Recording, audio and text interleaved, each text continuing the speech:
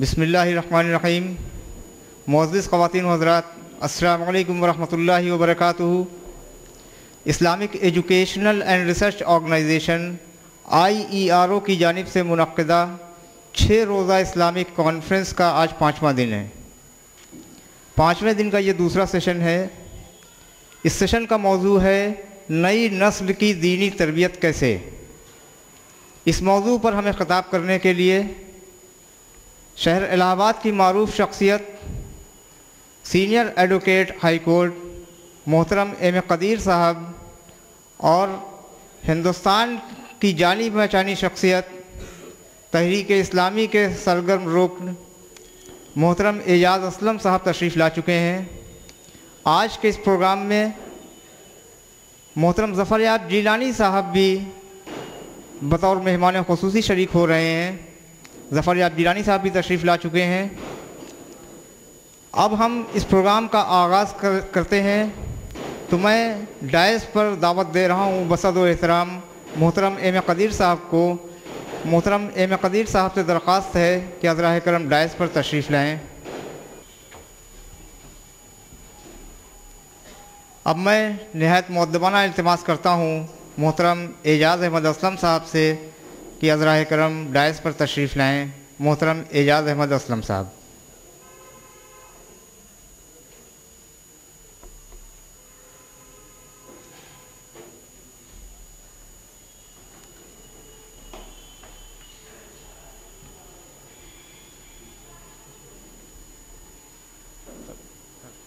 حضرات، 2 عظیم شخصیات ہمارے سامنے تشریف فرما ہیں اور تیسری ایک عظیم شخصیت بابری مسجد ایکشن کمیٹی کے کنوینر محترم ظفریاب جیلانی صاحب بھی تشریف لا چکے ہیں۔ وہ تھوڑی دیر کے لیے نمائش دیکھنے گئے ہیں، ابھی چند منٹوں میں انشاءاللہ وہ یہاں تشریف لے آئیں گے۔ تو آئیے اس پروگرام کا باقاعدہ آغاز تلاوت کلام اللہ سے کرتے ہیں۔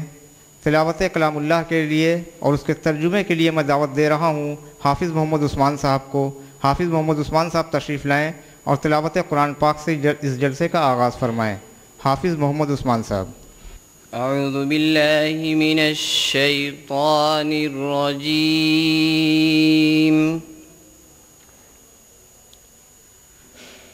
بسم اللہ الرحمن الرحیم۔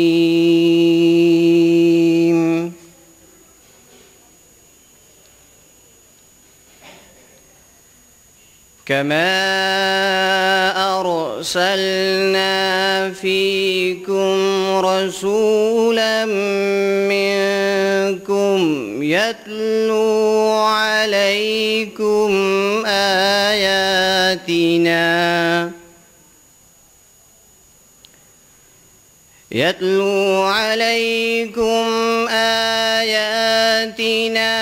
ويزكيكم ويعلمكم الكتاب والحكمة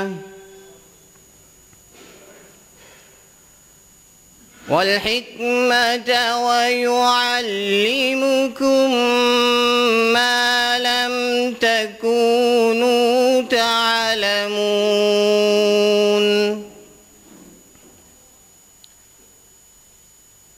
فاذكروني أذكركم واشكروا لي ولا تكفرون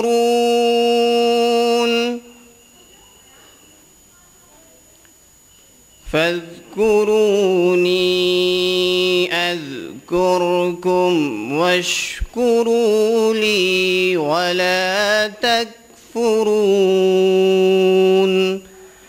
صدق اللہ العظیم۔ ابھی میں نے آپ حضرات کے سامنے سورہ بقرہ سورہ نمبر 2 آیت نمبر 151 اور 152 تلاوت کی، جس کا ترجمہ پیش خدمت ہے۔ جس طرح ہم نے تمہارے درمیان تمہیں میں سے ایک رسول بھیجا جو تمہیں ہماری آیات سناتا ہے، تمہاری زندگی کو سنوارتا ہے، تمہیں کتاب اور حکمت کی تعلیم دیتا ہے اور تمہیں وہ بات سکھاتا ہے جو تم نہیں جانتے تھے، لہٰذا تم مجھے یاد رکھو، میں تمہیں یاد رکھوں گا اور میرا شکر ادا کرو اور کفران نعمت نہ کرو۔ السلام علیکم۔ جزاک اللہ خیرا کثیرہ حافظ محمد عثمان صاحب۔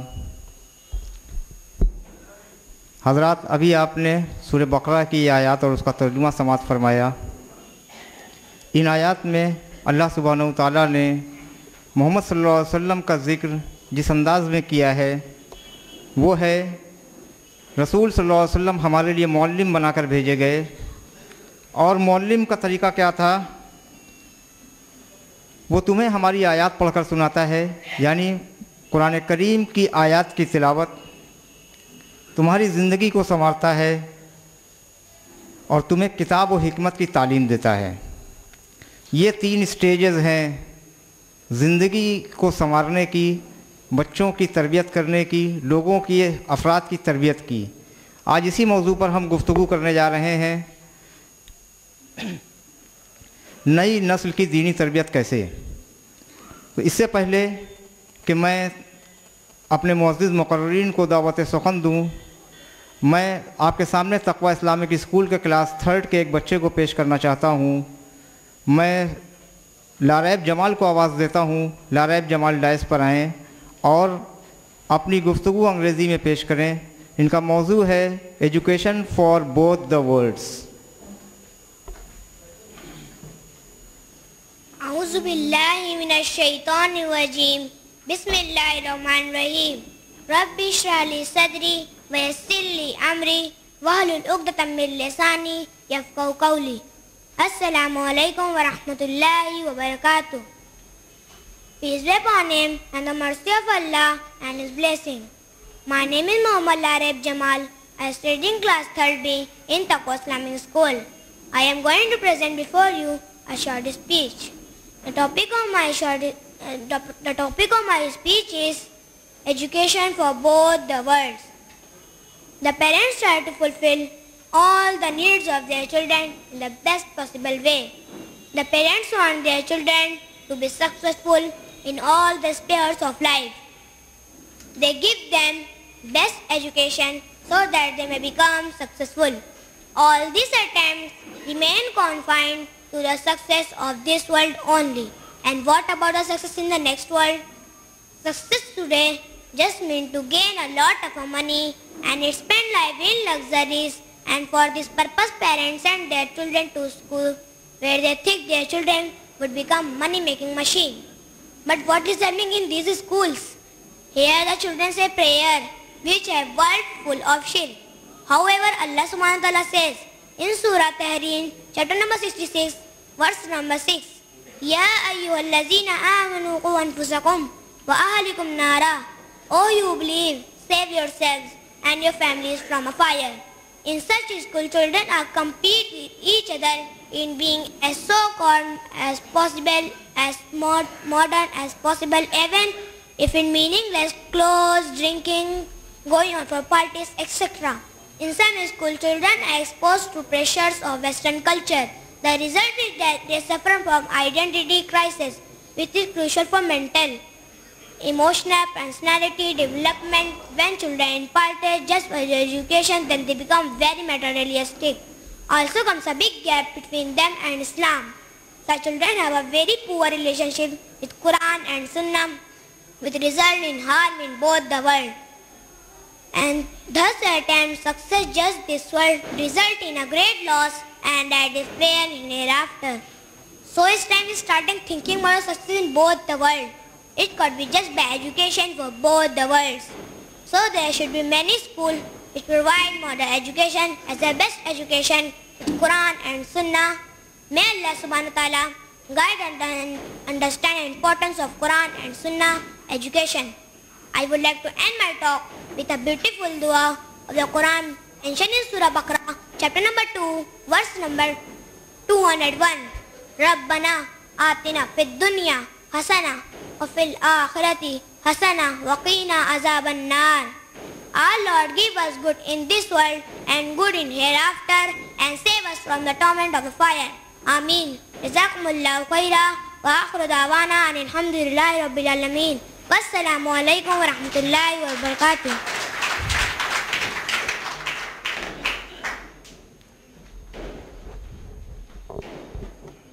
جزاک اللہ خیرن کثیرہ لاریب جمال۔ حضرات کلاس 3 کے بچے نے education for both the worlds کے موضوع پر ابھی انگریزی میں ایک مختصر سی تقریر پیش کی۔ وقت کی کمی کے سبب آج ہمارے پاس 3 مہمان ہیں۔ وقت کی کمی کے سبب میں آپ کا کوئی وقت نہیں لوں گا۔ بغیر کوئی وقت ضائع کیے میں مؤدبانہ درخواست کرتا ہوں محترم ظفر یاب جیلانی صاحب سے کہ عذرائے کرم ڈائس پر تشریف لائیں۔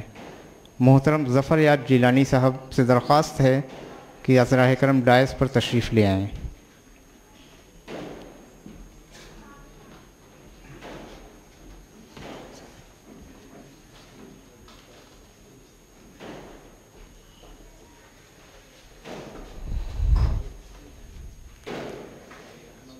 حضرات، ہندوستان کی 3 مایہ ناز شخصیات آج ہمارے ڈائس پر تشریف فرما ہیں۔ یہ ہمارے لیے انتہائی خوشی کا مقام ہے۔ میں اس پروگرام کی طرف چلتے ہوئے سب سے پہلے دعوت دیتا ہوں محترم ایم اے قدیر صاحب کو کہ وہ مائک پر تشریف لائیں اور ہمیں خطاب کریں۔ محترم محمد عبدالقدیر صاحب۔ اٹھ کے خورشید کا سامان سفر تازہ کریں، نفس سوختہ شام و سحر تازہ کریں۔ مفسر عصر مولانا اعجاز اسلم صاحب، ماہر قانون و ایڈیشنل ایڈوکیٹ جنرل اور رفیق دیرینہ ظفر یاب جیلانی صاحب، منتظمین اجلاس، اسلامی بھائیوں اور بہنوں، آج جس موضوع پر گفتگو کرنے کے لیے ہم لوگ جمع ہوئے ہیں وہ بہت اہم موضوع ہے۔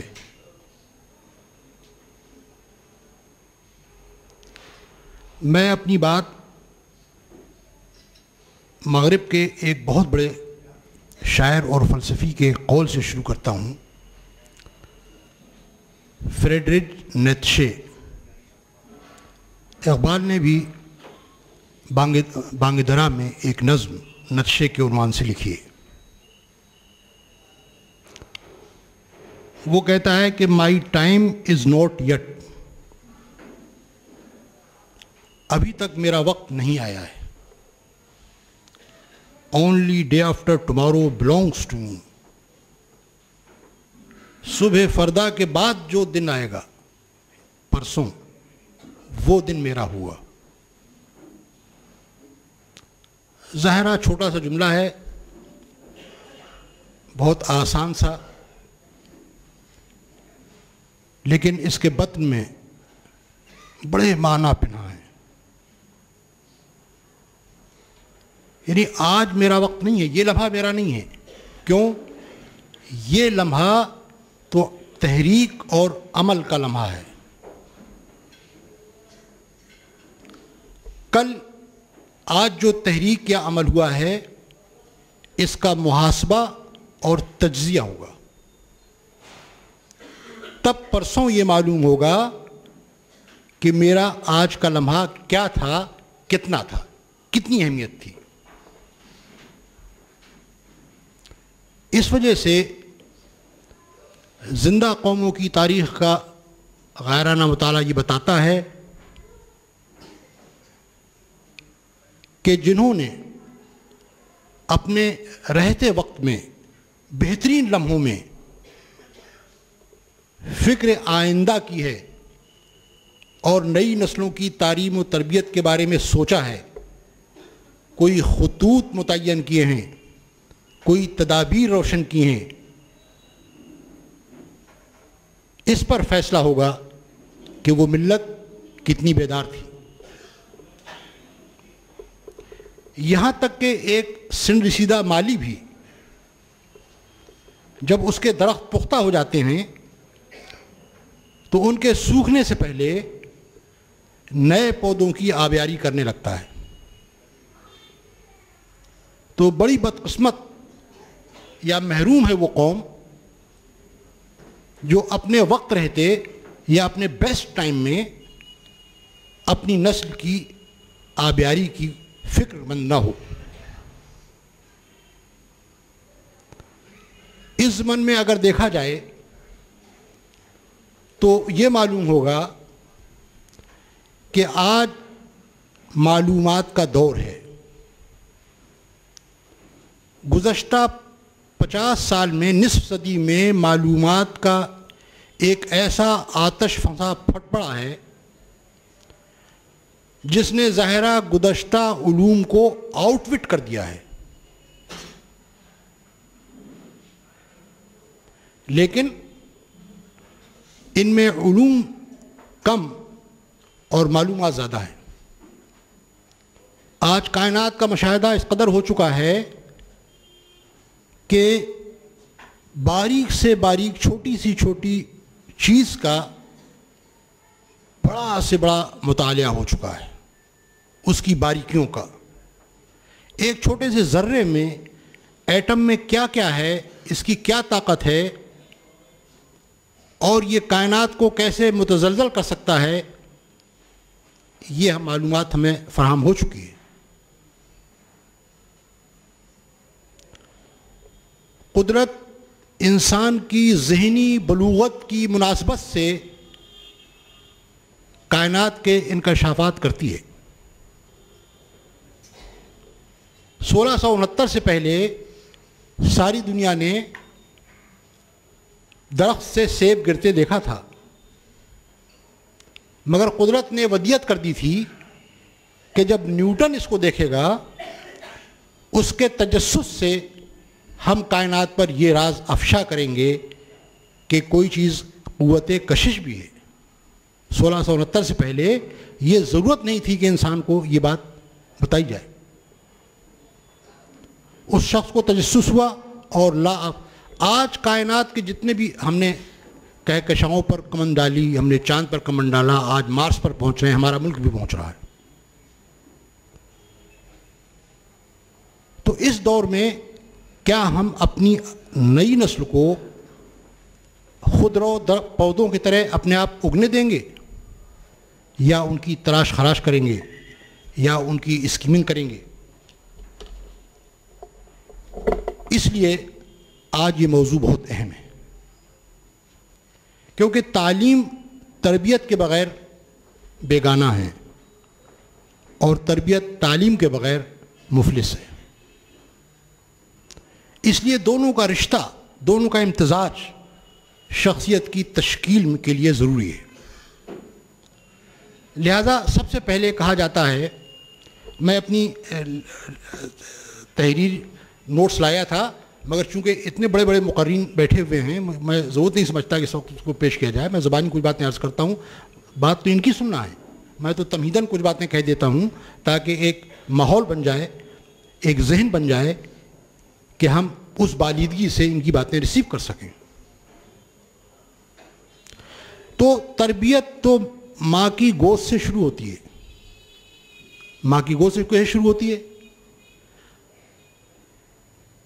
ماں کی گود سے ایسی شروع ہوتی ہے کہ بچے کی پرورش صحت کے ساتھ، ہائیجین کے ساتھ، جب تک صحت مند جسم میں ہی صحت مند دماغ ہوتا ہے، لہذا صاف صفائی بچے کی پرورش صحت آمیز طریقے سے ماں کو کرنا ہے۔ پھر اس کے بعد جب وہ اس لائق ہو جائے کہ بولنے لگے، تو اسی وقت سے دین کے خطوط قائم کر دینا ہے۔ بچہ کو سب سے پہلے آپ اللہ کہلائیں، پھر کلمہ سکھایا آپ نے، پھر جب بولنے لگا سلام کرنا سکھایا، طریقے سکھائے، آداب سکھائے، بڑوں سے کیسے بات کرتے ہیں، پانی کیسے پیتے ہیں، کھانا کس ہاتھ سے کھاتے ہیں۔ یہ سب تربیت کے حصے ہیں۔ یہ وہ چھوٹی چھوٹی باتیں ہیں جس پر ہم غور نہیں کرتے۔ اگر وہی باتیں ہم سنت کے طریقے سے کر لیں تو نہ صرف کہ یہ دنیاوی صحت کے لحاظ سے بہتر ہیں، بلکہ وہیں سے بچے کے بلوغت کے خطوط قائم ہو جاتے ہیں۔ اس کے بعد پھر سب سے پہلی بات، جب بچہ پڑھنے لگا تو ہم قاعدہ یا قرآن کے ابتدائی الفاظ اس کو سکھاتے ہیں. پھر اس کا حافظہ بہت اچھا ہوتا ہے. ہم اس کو آیات چھوٹی چھوٹی سورہ یاد کراتے ہیں اور شروع سے ہی اس کی اخلاقی بنیادیں استوار کرتے ہیں. یہ وہ پیریڈ ہے ایڈولسنس کی 12-13 سال تک کہ اس میں جو ذہن میں نقش ہو جاتا ہے وہی آگے چل کر دھیرے دھیرے ڈیولپ ہوتا رہتا ہے. اس وجہ سے بہت نازک پیریڈ ہے. عام طور پہ ہم لوگ بچوں کو دیکھتے نہیں ہیں. ہم دیکھیں کہ وہ کیا پڑھ رہا ہے, اس کا کیا ہوم ورک ملا ہے. اسکول میں ہم جا کے ٹیچر سے پوچھیں کہ یہ غیر حاضر تو نہیں رہتا, استاد کا حکم مانتا ہے کہ نہیں مانتا. یہ سب چیزیں ہیں جس پہ ہمیں بہت غور کرنا ہے. یہ تربیت ایسی ہے کیونکہ آج کی سائنس کہتی ہے کہ 20 سال تک کسی بھی شخص کا, بچے کا گروتھ ہوتا ہے. 20 سال کے بعد پھر اس کی جو ہائٹ جو ہے وہ طے ہو جاتی ہے کہ یہ ہوگی. 20 سال کے بعد بہت سی کمپنیاں, بہت سی دوائیں یہ کلیم کرتی ہیں کہ ہم ہائٹ بڑھا دیتے ہیں, یہ کر دیتے ہیں, مگر وہ فیوٹائل ہے. 20 سال تک جو ہے فزیولوجی کہتی ہے کہ ترقی ہو سکتی ہے جسمانی ساخت کی. تو اس 20 سال کے ساخت میں اگر آپ نے اس کے ذہن کو اسلامی خطوط سے باندھ دیا ہے, اس کو توحید کی صحیح تعریف بتاتی ہے. توحید کیا ہے, رسالت کیا ہے, غیر خداؤں سے مدد کیا ہے, اثر کیا ہے.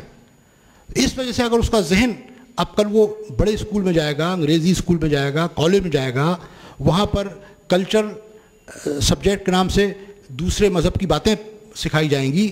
لیکن اگر آپ نے اسے توحید میں مضبوط کر دیا ہے اور لاکھ مشنری اسکولوں سے پڑھائیں کہ حضرت عیسیٰ خدا کے بیٹے تھے, وہ نہیں مانے گا.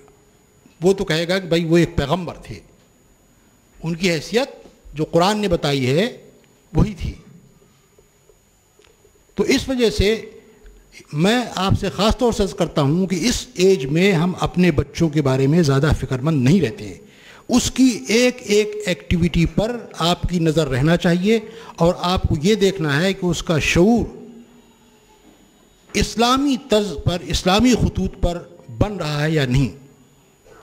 جب اس کا شعور پختہ کر دیں گے آپ تو اس کے تحت الشعور میں اتنی مدافعت ہو جائے گی کہ پھر وہ ورلڈ اوپن میں جائے گا, کوئی بھی چیز سنے گا, مگر وہ اپنی توحید, اپنی رسالت, اپنی دینی حمیت اس سے جو ہے وہ کسی قیمت پر سمجھوتا نہیں کرے گا. اور اگر ہم نے, میں ابھی آپ کو 1-2 مثال بتاتا ہوں. ابھی ہمارے جیلانی صاحب لکھنؤ سے تشریف رکھتے ہیں.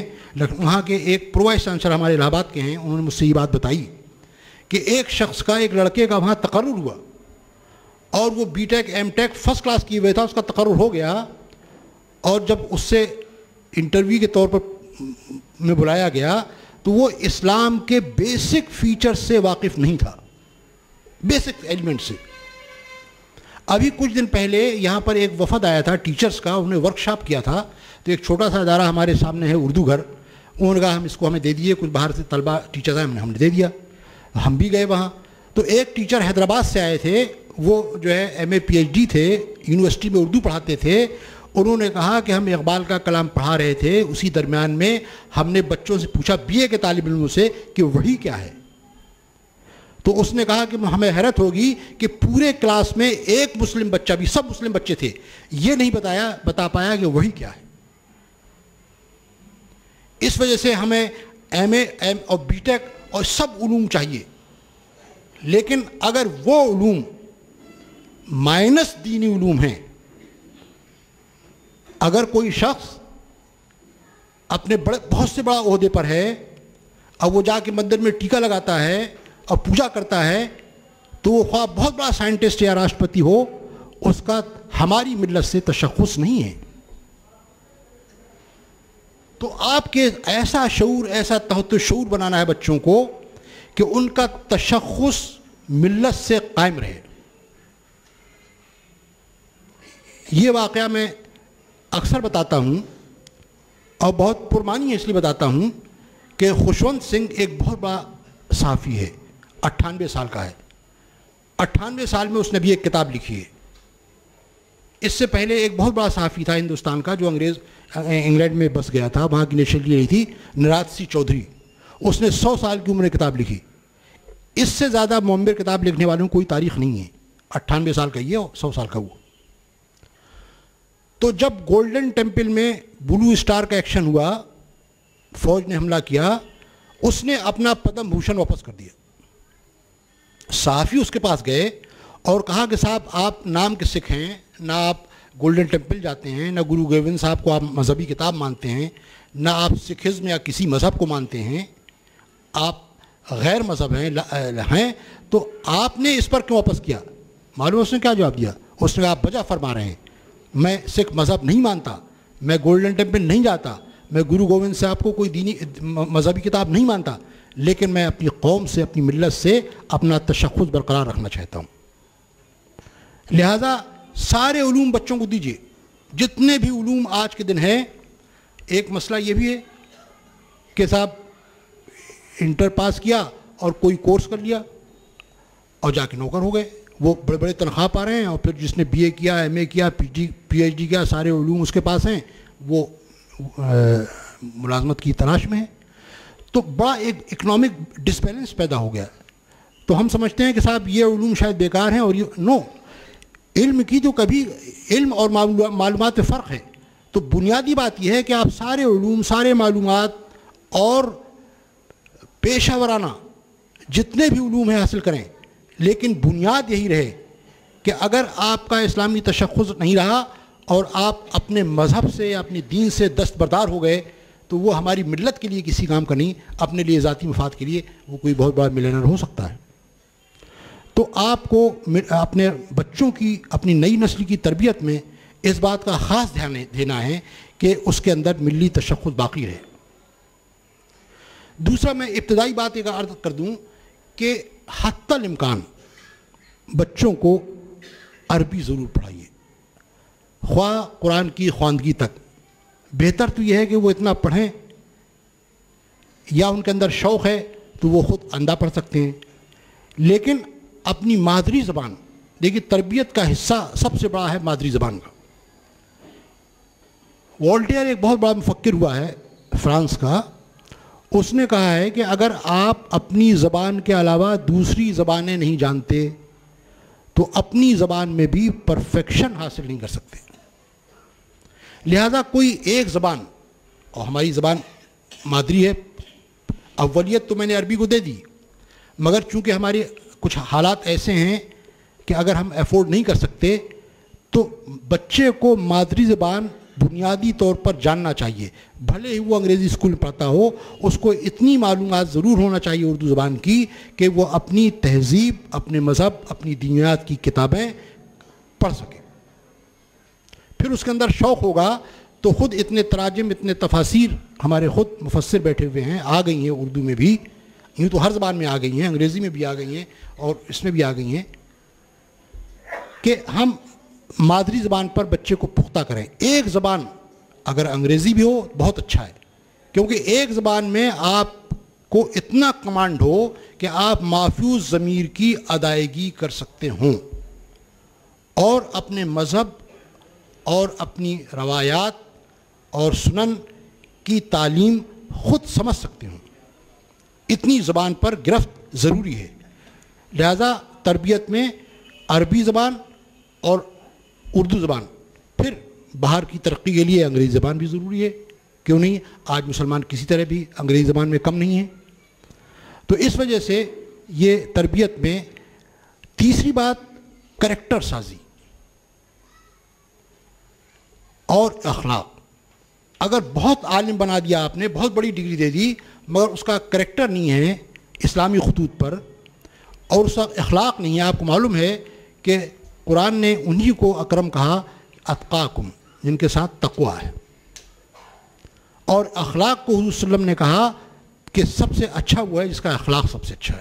3 بار سوال پوچھا گیا, یہی جواب دیا.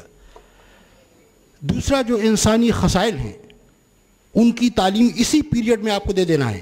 مثلا کہ سچ بولنا, ایثار, قربانی, اور حسد کے بجائے رشک, محنت, شجاعت، بہادری، یہ بچپن میں ہی یہ بچے کی ذہنی سازی کرتے ہیں. اور منفی چیزیں جیسے حسد، بغض، کینہ، غیبت اور اس قبائل کی جتنی چیزیں ہیں، تو یہ اگر آپ نے نقش و نگار اس کے 20 سال کی عمر میں سجا دیے ہیں، اس کے اندر یہ آپ نے کریکٹر پیدا کر دیا ہے، تو پھر وہ پورے دنیا میں کہیں بھی جائے گا، کہیں بھی وہ کھلے ماحول کا سامنا کر سکتا ہے اور اس میں کوئی گزند نہیں آئے گی اس کے کریکٹر میں. دوسری بات یہ ہے کہ میں 3 مثالیں پیش کروں گا. ایک مثال تو تاریخ اسلام سے ہے. دیکھیے کریکٹر راتوں رات نہیں بنتا. ایک بات میں اور ضمناً بتا دوں، ایک بہت بڑا امریکی تاجر ایک زمانے میں لندن گیا اور وہ بڑا سنتا تھا کہ یہاں پر آکسفورڈ یونیورسٹی دنیا کی اس وقت سب سے معروف تھی. اب تو ہر جگہ یونیورسٹیاں کھل گئی ہیں، ڈیمڈ یونیورسٹیاں کھل گئی ہیں، مگر اس زمانے میں آج بھی آکسفورڈ یونیورسٹی نمبر 1 پر ہے، لیکن اس زمانے میں بھی نمبر 1 پر تھی. تو وہ تاجر گیا اپنے تجارتی کاموں سے، جب خالی ہوا لندن میں تو اس نے خواہش ظاہر کی کہ وہ یونیورسٹی دیکھے گا. وہ یونیورسٹی گیا، اس نے سب یونیورسٹی دیکھی. اس کو وہاں یونیورسٹی کا لان بہت پسند آیا، وہاں اس کا سبزہ گھاس. تو اس نے وہاں کے مالی سے کہا، ان کا اس کے ہیڈ مالی سے میں بات کرنا چاہتا ہوں. اس کو بلایا گیا. اس نے کہا بھائی اگر یہی لان ہم امریکہ میں بنائیں تو کتنا کاسٹ اور کتنا وقت لگے گا. مالی نے کاسٹ بتایا کتنا لگے گا اور وقت کتنا لگے گا. ان کا 100 سال. ان کا یہ لان بنانے میں 100 سال لگیں گے. ان کا جی ہاں. اس وقت آکسفورڈ یونیورسٹی کے 100 سال ہوئے تھے جب کی بات ہے. اس وقت تو قریب 250 سال ہو گئے، قریب 160 سال. تو اس نے کہا کہ 100 سال لگے. ان کا جی ہاں، یہ لان آکسفورڈ یونیورسٹی کا لان ہے اور گھاس اگنے کا نام لان نہیں ہوتا ہے. یہ لان اس لیے آکسفورڈ یونیورسٹی کا لان ہے کہ یہ یہاں کی روایت سے جڑا ہوا ہے. یہ روایت، یہ مقام حاصل کرنے کے لیے اس کو 100 سال لگے ہیں. تو اس طرح سے کسی بھی ملت کی روایات ہوتی ہیں. اقبال نے کہا کہ آئینے نو سے ڈرنا، کتنا پیارا شعر کہہ دیا ہے. اور کسی بھی مسئلے پر اس کو آپ چشمہ کر دیے. آئینے نو سے ڈرنا، طرز کہن پہ اڑنا، منزل یہی کٹھن ہے قوموں کی زندگی میں. ایک وقت آتا ہے کہ ہم پچھلی روایت کو چھوڑیں اور نئی چیزیں اڈاپٹ کریں، لیکن وہ اڈاپشن، وہ تبدیلی یکسر متغیر نہ ہو کہ ہم اپنی روایت سے کٹ جائیں. وہ آپ کی روایت کا تسلسل ہو، ایکسٹینشن ہو. اگر آپ نے اپنی روایت سے اپنے آپ کو کاٹ دیا، اپنی ملت کو کاٹ دیا، تو نہ آپ کی تاریخ ہے، نہ آپ کی تہذیب ہے، نہ آپ ہیں، آپ کوئی پہچان نہیں. تو میں 3 مثالیں صرف دوں گا تربیت کی جو کہ اعلیٰ ترین ہیں. اس میں سب باتیں مثمر ہیں، پھر مجھے کہنے کی کوئی ضرورت نہیں رہے گی. ایک تو تاریخ اسلام سے ہے کہ امیر المومنین حضرت عمر رضی اللہ عنہ کا دور خلافت ہے. وہ الصبح گشت کر رہے ہیں. ایک گھر سے آواز آتی ہے کہ ماں بیٹی سے کہہ رہی ہے کہ سورج نکلنے سے پہلے دودھ میں پانی ملا دو. دیکھیے اب ضرورت کیا کراتی ہے. اس زمانے میں کوئی کرپشن کا یہ تصور تھا نہیں. تو بیٹی کہتی ہے کہ نہیں، یہ حضور صلی اللہ علیہ وسلم کی تعلیمات کے خلاف ہے. حضرت عمر رضی اللہ عنہ اس گھر میں نشان لگا دیتے ہیں، پھر بلاتے ہیں اور اس بیٹی سے اپنے بچے کا عقد کرتے ہیں، نکاح کی فرمائش، نکاح ہوتا ہے. ایک تو مثال یہ دیکھیے، ماں کی بات اپنی جگہ، مگر اس بیٹی کا شعور اتنا پختہ تھا کہ یہ ہو ہی نہیں سکتا. کسی مسلمان سے یہ تصور ہی نہیں ہو سکتا کہ وہ دھوکہ دے اور دودھ میں پانی ملا دے. یہ کیا تھا؟ یہ تربیت تھی جو اسلامی خطوط پر ہو چکی تھی.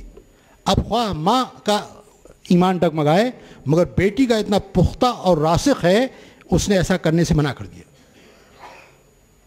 دوسری مثال ہے سورہ یوسف سے. جب 13ویں پارے میں ہے کہ جب حضرت، یعنی آیت نمبر 67، 12ویں سورت کی کہ جب اپنے بیٹوں کو یوسف علیہ السلام بھیجتے ہیں، حضرت یوسف علیہ السلام کا وہ تو جانتے نہیں تھے کہ وہ یوسف ہے، 65 سالی ہو چکی تھی اور صرف وہاں پر غلہ جمع تھا. وہ آپ نے سب پڑھا ہے کہ کیوں جمع تھا. حضرت یوسف کے خواب کی بنیاد پر جمع تھا، بادشاہ کو خواب بتا دیا تھا. تو جب یہ لوگ پہنچے تو یعقوب علیہ السلام اپنے بیٹے غم میں اندھے ہو چکے ہیں. دیکھیے وہ باپ بھی ہیں اور پیغمبر بھی. اس واقعے میں دیکھیے باپ بھی بول رہا ہے ان چند الفاظ میں قرآن کے، اور نبی بھی بول رہا ہے کہ بھئی کہیں چھوٹے سے قریہ ہے، کوئی بہت بڑا زبان میں شہر نہیں تھا، چھوٹا سا قصبہ شہر تھا، کہ بھئی جب تم داخل ہونا شہر میں تم متفرق دروازوں سے داخل ہونا، کہ کوئی ایک ساتھ اتنے خوبرو نوجوان داخل ہوں گے تو باپ کو ہے کہ کہیں ایک دم سے لوگ کچھ سوچیں گے، کچھ منفی اثر نہ ہو لوگوں میں. تو مشورہ دیتا ہے، باپ کا دل ہے، ایک پیغمبر بھی ہے، کہ تم لوگ مختلف دروازوں سے داخل ہونا. وَقَالَ يَا بُنَيَّ لَا تَدْخُلُوا مِن بَابٍ وَاحِدٍ، ایک دروازے سے داخل نہ ہونا. وَادْخُلُوا مِنْ أَبْوَابٍ مُتَفَرِّقٍ وَمَا أُغْنِيَ عَنْكُم مِّنَ اللَّهِ. اب اتنا تو کہہ دیا، ایک تدبیر بتائی بچوں کو، مگر اب پیغمبر بول اٹھا، کہتا ہے وَمَا أُغْنِيَ عَنْكُم مِّنَ اللَّهِ، مگر میں اس معاملے میں تم سے بری ہوں، اللہ غنی ہے. میں اتنا میرا کام تھا، باپ کا بتا دیا، اور تم اس پر توکل کرنا جس پر توکل کرنے والے توکل کرتے ہیں. یعنی آپ ایسی تربیت دیے کہ دنیاوی سارے امور حفاظت کے بتا دیجئے، مگر یہ بھی بتا دیجئے کہ فیصلے اسباب پر نہیں مسبب الاسباب سے ہوتے ہیں. ایک یہ بہت اعلیٰ مثال.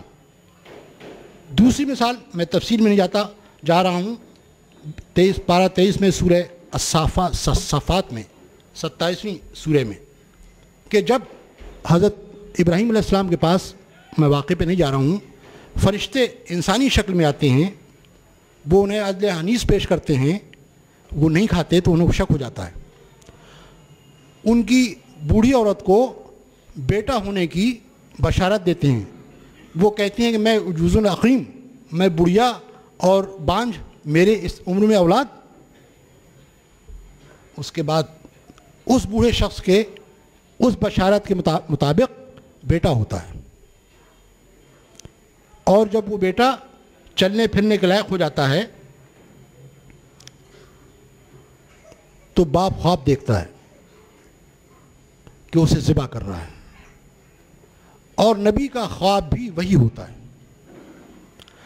جب تواتر سے یہ خواب دیکھا تو اپنے بیٹے سے کہتے ہیں کہ میں نے ایسا خواب دیکھا ہے. وہ بیٹا کیا کہتا ہے؟ کہتا ہے قَالَ يَا بُنَيَّ إِنِّي أَرَىٰ الْمَنَامَ. اس نے کہا کہ اے میرے پیاٹے، بے شک دیکھتا ہوں خواب، انی اذبحک، کہ بے شک میں ذبح کر رہا ہوں تجھے. فانظر ماذا ترىٰ قَالَ يَا أَبَتِ افْعَلْ مَا تُؤْمَرُ سَتَجِدُونِی إِن شاء اللَّهُ مِنَ الصَّابِرِینَ. کہ یا والد، جو آپ چاہتے ہیں وہ کر گزریے، انشاءاللہ مجھے صابرین میں سے پائیں گے. اقبال اسی واقعے کو کہتے ہیں کہ وہ فیضان نظر تھا. اب دیکھیے یہی تربیت کا پہلو ہے، اقبال نے اخذ کیا اس مضمون کو. وہ فیضان نظر تھا یا کہ مکتب کی کرامت تھی، سکھائے کس نے اسماعیل کو آداب فرزندی. تو یہ تربیت ہائیسٹ پیک پر ہے. قرآن نے جو نشاندہی کر دی ہے تو ہم کو اس تک پہنچنے کی کوشش کرنا ہے. اور جیسا کہ میں نے عرض کیا، میں زیادہ وقت نہ لوں گا، بہت قیمتی مقررین بیٹھے ہیں، کہ تعلیم تربیت کے بغیر بیکار ہے اور تربیت کے بغیر تعلیم بیکار ہے. اس لحاظ سے جب تک دونوں میں امتزاج نہ رکھیں گے آپ، تب تک آپ اپنی نئی نسل کی تشکیل، ترقی، ترویج نہیں کر سکتے. میں ان سطروں سے اپنی بات کو ختم کروں گا کہ یہ نغمہ جو کہ پھوٹا ہے میرے تارے رگے جاں سے، اس کو غور کیجیے گا، شاید اس میں کوئی پیغام بھی ہو. یہ نغمہ جو کہ پھوٹا ہے میرے تارے رگے جاں سے، کہ اس کی روح میں ہے مرتعش ایک عہد کی دھڑکن. معاصر وقت کی تاریخ کا ہر کرب شامل ہے کہ اس کی روح میں ہے مرتعش ایک عہد کی دھڑکن. معاصر وقت کی تاریخ کا ہر کرب شامل ہے. رفیق و ہم نوا اس کو ذرا تم غور سے سننا, پھر اس آواز سے آواز تم اپنی ملا دینا کہ سارے عالم اسباب میں یہ گونج بن جائے. دھمک سے اس کی آخر قصر ظالم ہی لرز جائے, درار آ جائے اونچی آہنی دیوار باطل میں. رفیق جاں میرا تجھ سے فقط اتنا تقاضا ہے, میری آواز جب ڈوبے تیرے دل میں اتر آئے. پھر اس کو تم عزیمت اور دعوت کے تسلسل سے ملا دینا. پھر اس کو تم عزیمت اور دعوت کے تسلسل سے ملا دینا. نئی نسلوں کے ہاتھوں مشعل جاں کو بڑھا دینا. جزاک اللہ خیرن کثیرہ. حضرات, آپ تھے محترم محمد عبدالقدیر صاحب, جو نئی نسل کی دینی تربیت کس طرح کی جائے اس موضوع پر ہمیں خطاب کر رہے تھے. میں بغیر کسی تمہید کے اپنے اگلے مقرر کو دعوت دینا چاہتا ہوں. میری مراد محترم اعجاز اسلم صاحب سے ہے. محترم اعجاز اسلم صاحب جماعت اسلامی ہند کے جنرل سیکریٹری, انگریزی ویکلی ریڈینس کے ایڈیٹر ہیں. اعجاز اسلم صاحب سے آپ پیس ٹی وی, زی سلام اور دیگر چینلز پہ بخوبی متعارف ہیں. آپ ایک اعلیٰ درجے کی علمی شخصیت ہیں. ہماری خوش نصیبی ہے کہ ہماری درخواست پر آج آپ یہاں تشریف لائے اور الہ آباد کے عوام آپ سے مستفیض ہو رہے ہیں. لہٰذا میں مؤدبانہ درخواست کرتا ہوں محترم اعجاز اسلم صاحب سے کہ حضرہ کرم مائک پر تشریف لائیں اور ہمیں خطاب فرمائیں. تعریف ساری کی ساری اللہ تبارک و تعالیٰ کے لیے, جو علم کا اصل سرچشمہ ہے. اللہ تعالیٰ کی بے حد و حساب رحمت نازل ہوں انبیاء کرام پر, جو انسانیت کے لیے مفید علوم کو پروان چڑھانے کے لیے تشریف لائے تھے. خاص طور پر معلم انسانیت, مربی انسانیت سیدنا محمد صلی اللہ علیہ وسلم پر اللہ تعالیٰ کی بہترین رحمت نازل ہوں, اور اس امت کے وہ سارے ائمہ, وہ مجتہدین, وہ علماء جنہوں نے علم کی نعمت کو عام کرنے کے لیے ملت کی ایک بعد دیگر آنے والی نسلوں کی تربیت کے لیے جدوجہد کی. اللہ تعالیٰ ان کو بھی اپنی رحمت کاملہ سے وافر حصہ عطا فرمائے. میرے محترم دوست جناب ظفریاب جیلانی صاحب, محمد عبدالقدیر صاحب, شہر الہ آباد کے قابل احترام شہریوں, بزرگوں, دوستوں, اور الحمدللہ مجھے معلوم ہے کہ ہماری مائیں, بہنیں اور بیٹیاں بھی اچھی خاصی تعداد میں یہاں پر تشریف لائی ہیں. السلام علیکم ورحمۃ اللہ وبرکاتہ. نئی نسل کی دینی تعلیم و تربیت کا انتظام کس طریقے سے کیا جائے, یہ صرف کسی ڈبیٹ کا موضوع نہیں ہے, بلکہ ایک پریکٹیکل مسئلہ ہے, ایک برننگ پرابلم ہے. آئیے ہم اپنے ذرا اس تصور دین کو دوبارہ تازہ کر لیں. ان الدین عند اللہ الاسلام, اللہ تعالیٰ کے نزدیک دین اگر کوئی ہے سچا دین تو اسلام. پھر فرمایا اللہ تبارک و تعالیٰ نے, جو آخری آیت نازل ہوئی اس دین کے آخری پیغمبر پر, آج کے دن ہم نے تمہارے دین کو تمہارے لیے مکمل کر دیا, اپنی ساری نعمتیں تم پہ تمام کر دیں, اور اس دین کو تمہارے لیے نظام حیات کے طور پہ پسند کر لیا. نبی کریم صلی اللہ علیہ وسلم کی تفصیلی تشریحات کا اگر آپ مطالعہ کریں تو معلوم ہوگا کہ یہ دین, اس کے ڈائمنشنز کیسے ہیں. یہ دین ایک طرف آپ کو تصور کائنات و حیات دیتا ہے, اللہ تبارک و تعالیٰ سے واقف کراتا ہے, زندگی کی حقیقت سے آگاہ کرتا ہے. پھر آپ کی زندگی کے جتنے شعبے, عبادات جو اللہ سے تعلق قائم کرنے کا ذریعہ ہیں, اخلاق جو آپ کی انسانی عظمت کو دوبالا کرتا ہے، پھر آپ کی خاندانی زندگی، انفرادی زندگی، آپ کے خیالات و نظریات، آپ کی معاشرت، آپ کی معیشت، آپ کی سیاست، ان سب کی صورت گری کرتا ہے۔ یہ دین ان ساری کی ساری چیزوں پر حاوی ہے، اور یہ دین تمام انبیاء کرام صرف اسی دین کو لے کر آئے۔ ایک اور تشریح آج کے سیاق میں اس کی بڑی اہمیت مجھے محسوس ہوتی ہے۔ سیدنا عمر فاروق کا دور ہے، اسلام کا سیلاب ساری دنیا میں پھیلتا جا رہا ہے، تخت توڑے جا رہے ہیں، تاج اتارے جا رہے ہیں، ظلم کے چکر کا خاتمہ کیا جا رہا ہے۔ حضرت ربیع بن عامر رضی اللہ تعالیٰ عنہ ایک ایسے صحابی جو کچھ بہت زیادہ خوبصورت نہیں تھے، ایران سے معرکہ درپیش۔ ایران اس وقت یونان ختم ہو چکا تھا، رومن تہذیب اپنی آخری سانسیں لے رہی تھی، اور ایرانی تہذیب، تمدن اور ایران کی شہنشاہیت اس کے اب بھی ڈنکے بج رہے تھے۔ گریٹ پرشین امپائر کہا جاتا تھا اسے۔ کسرا کا نمائندہ، وہاں کی فوجوں کا کمانڈر ان چیف رستم،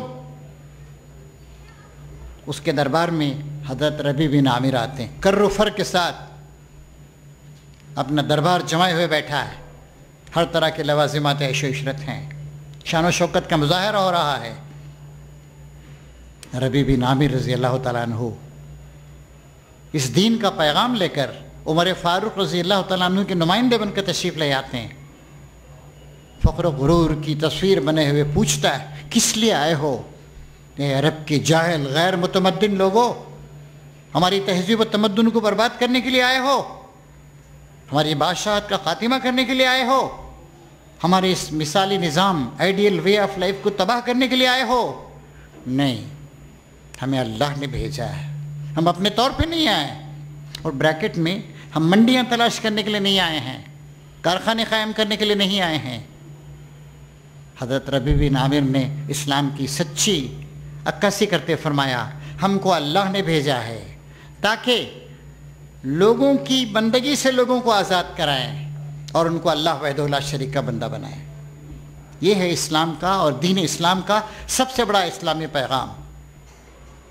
علامہ اقبال نے کہا تھا، بادشاہوں کی نہیں اللہ کی ہے یہ زمین، اس سے بڑھ کر اور کیا فکر و نظر کا انقلاب۔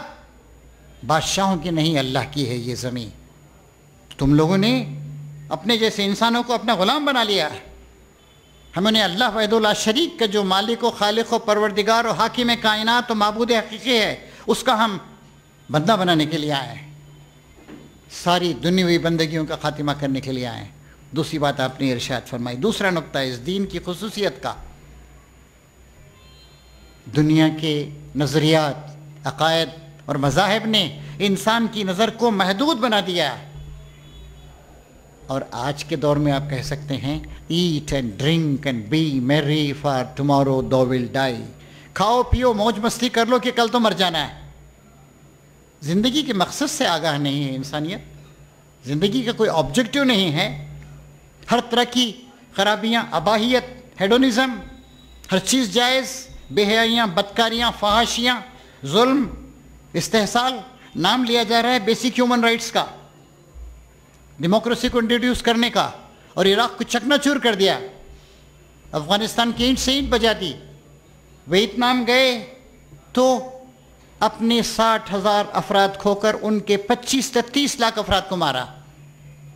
کیسی شرمناک ہے تاریخ، کیسا غلط کردار رہا ہے، رویہ رہا ہے ان نام نہاد ڈیموکریسی کے چیمپئنز کا۔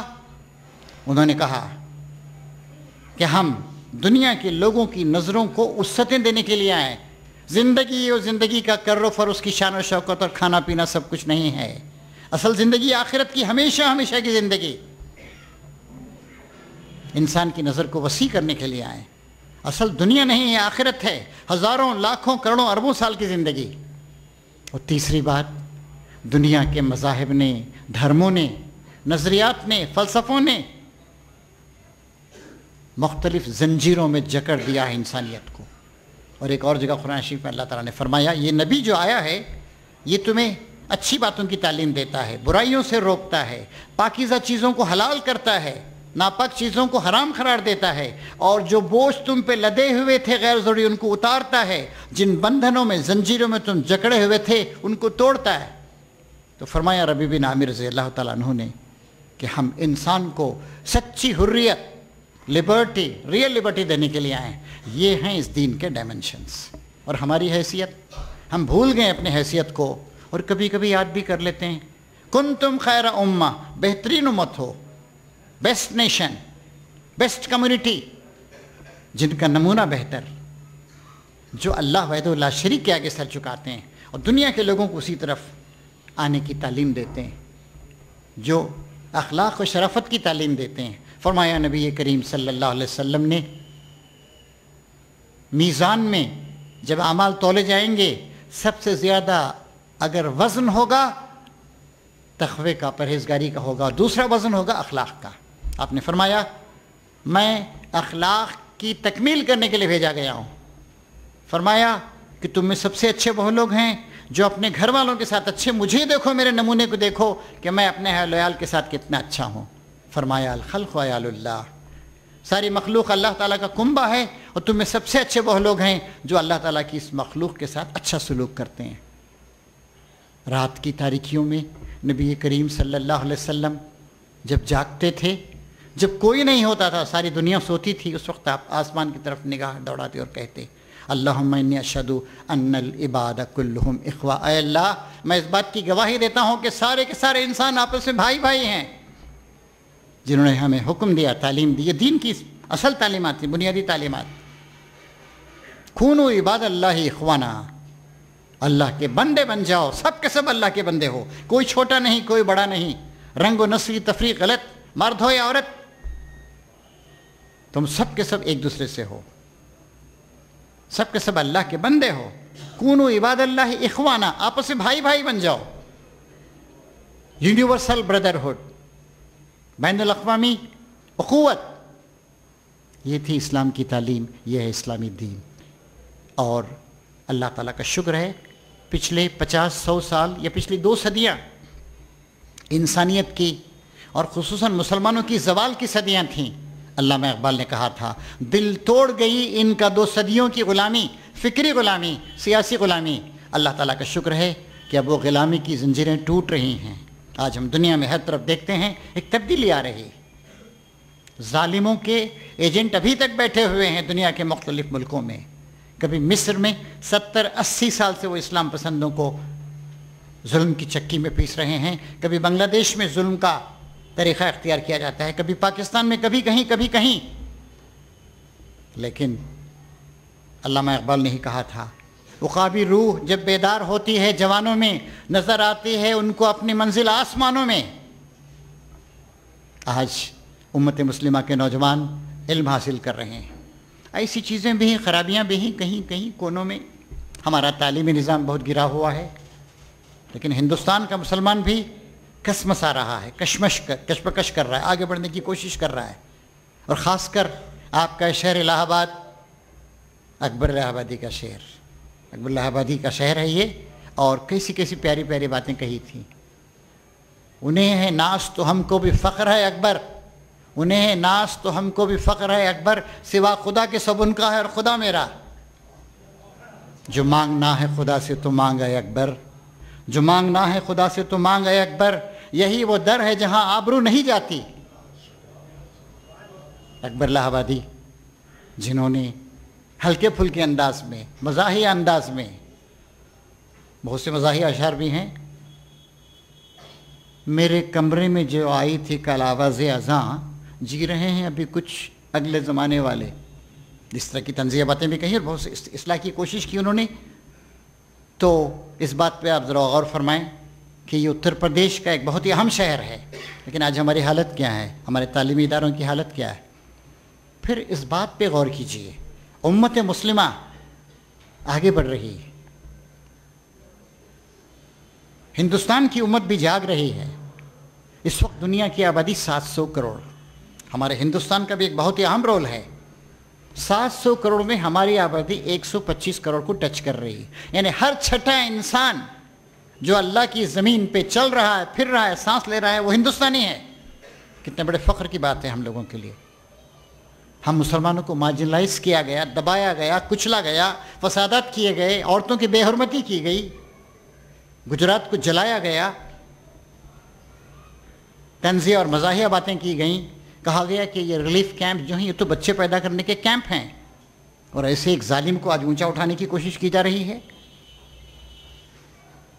अभी कितने दर्दनाक शर्मनाक वाक़यात हुए, इंसानियत का सर सहम से झुक जाता है मुजफ्फरनगर, शामिली वगैरह वगैरह के इलाक़ों में।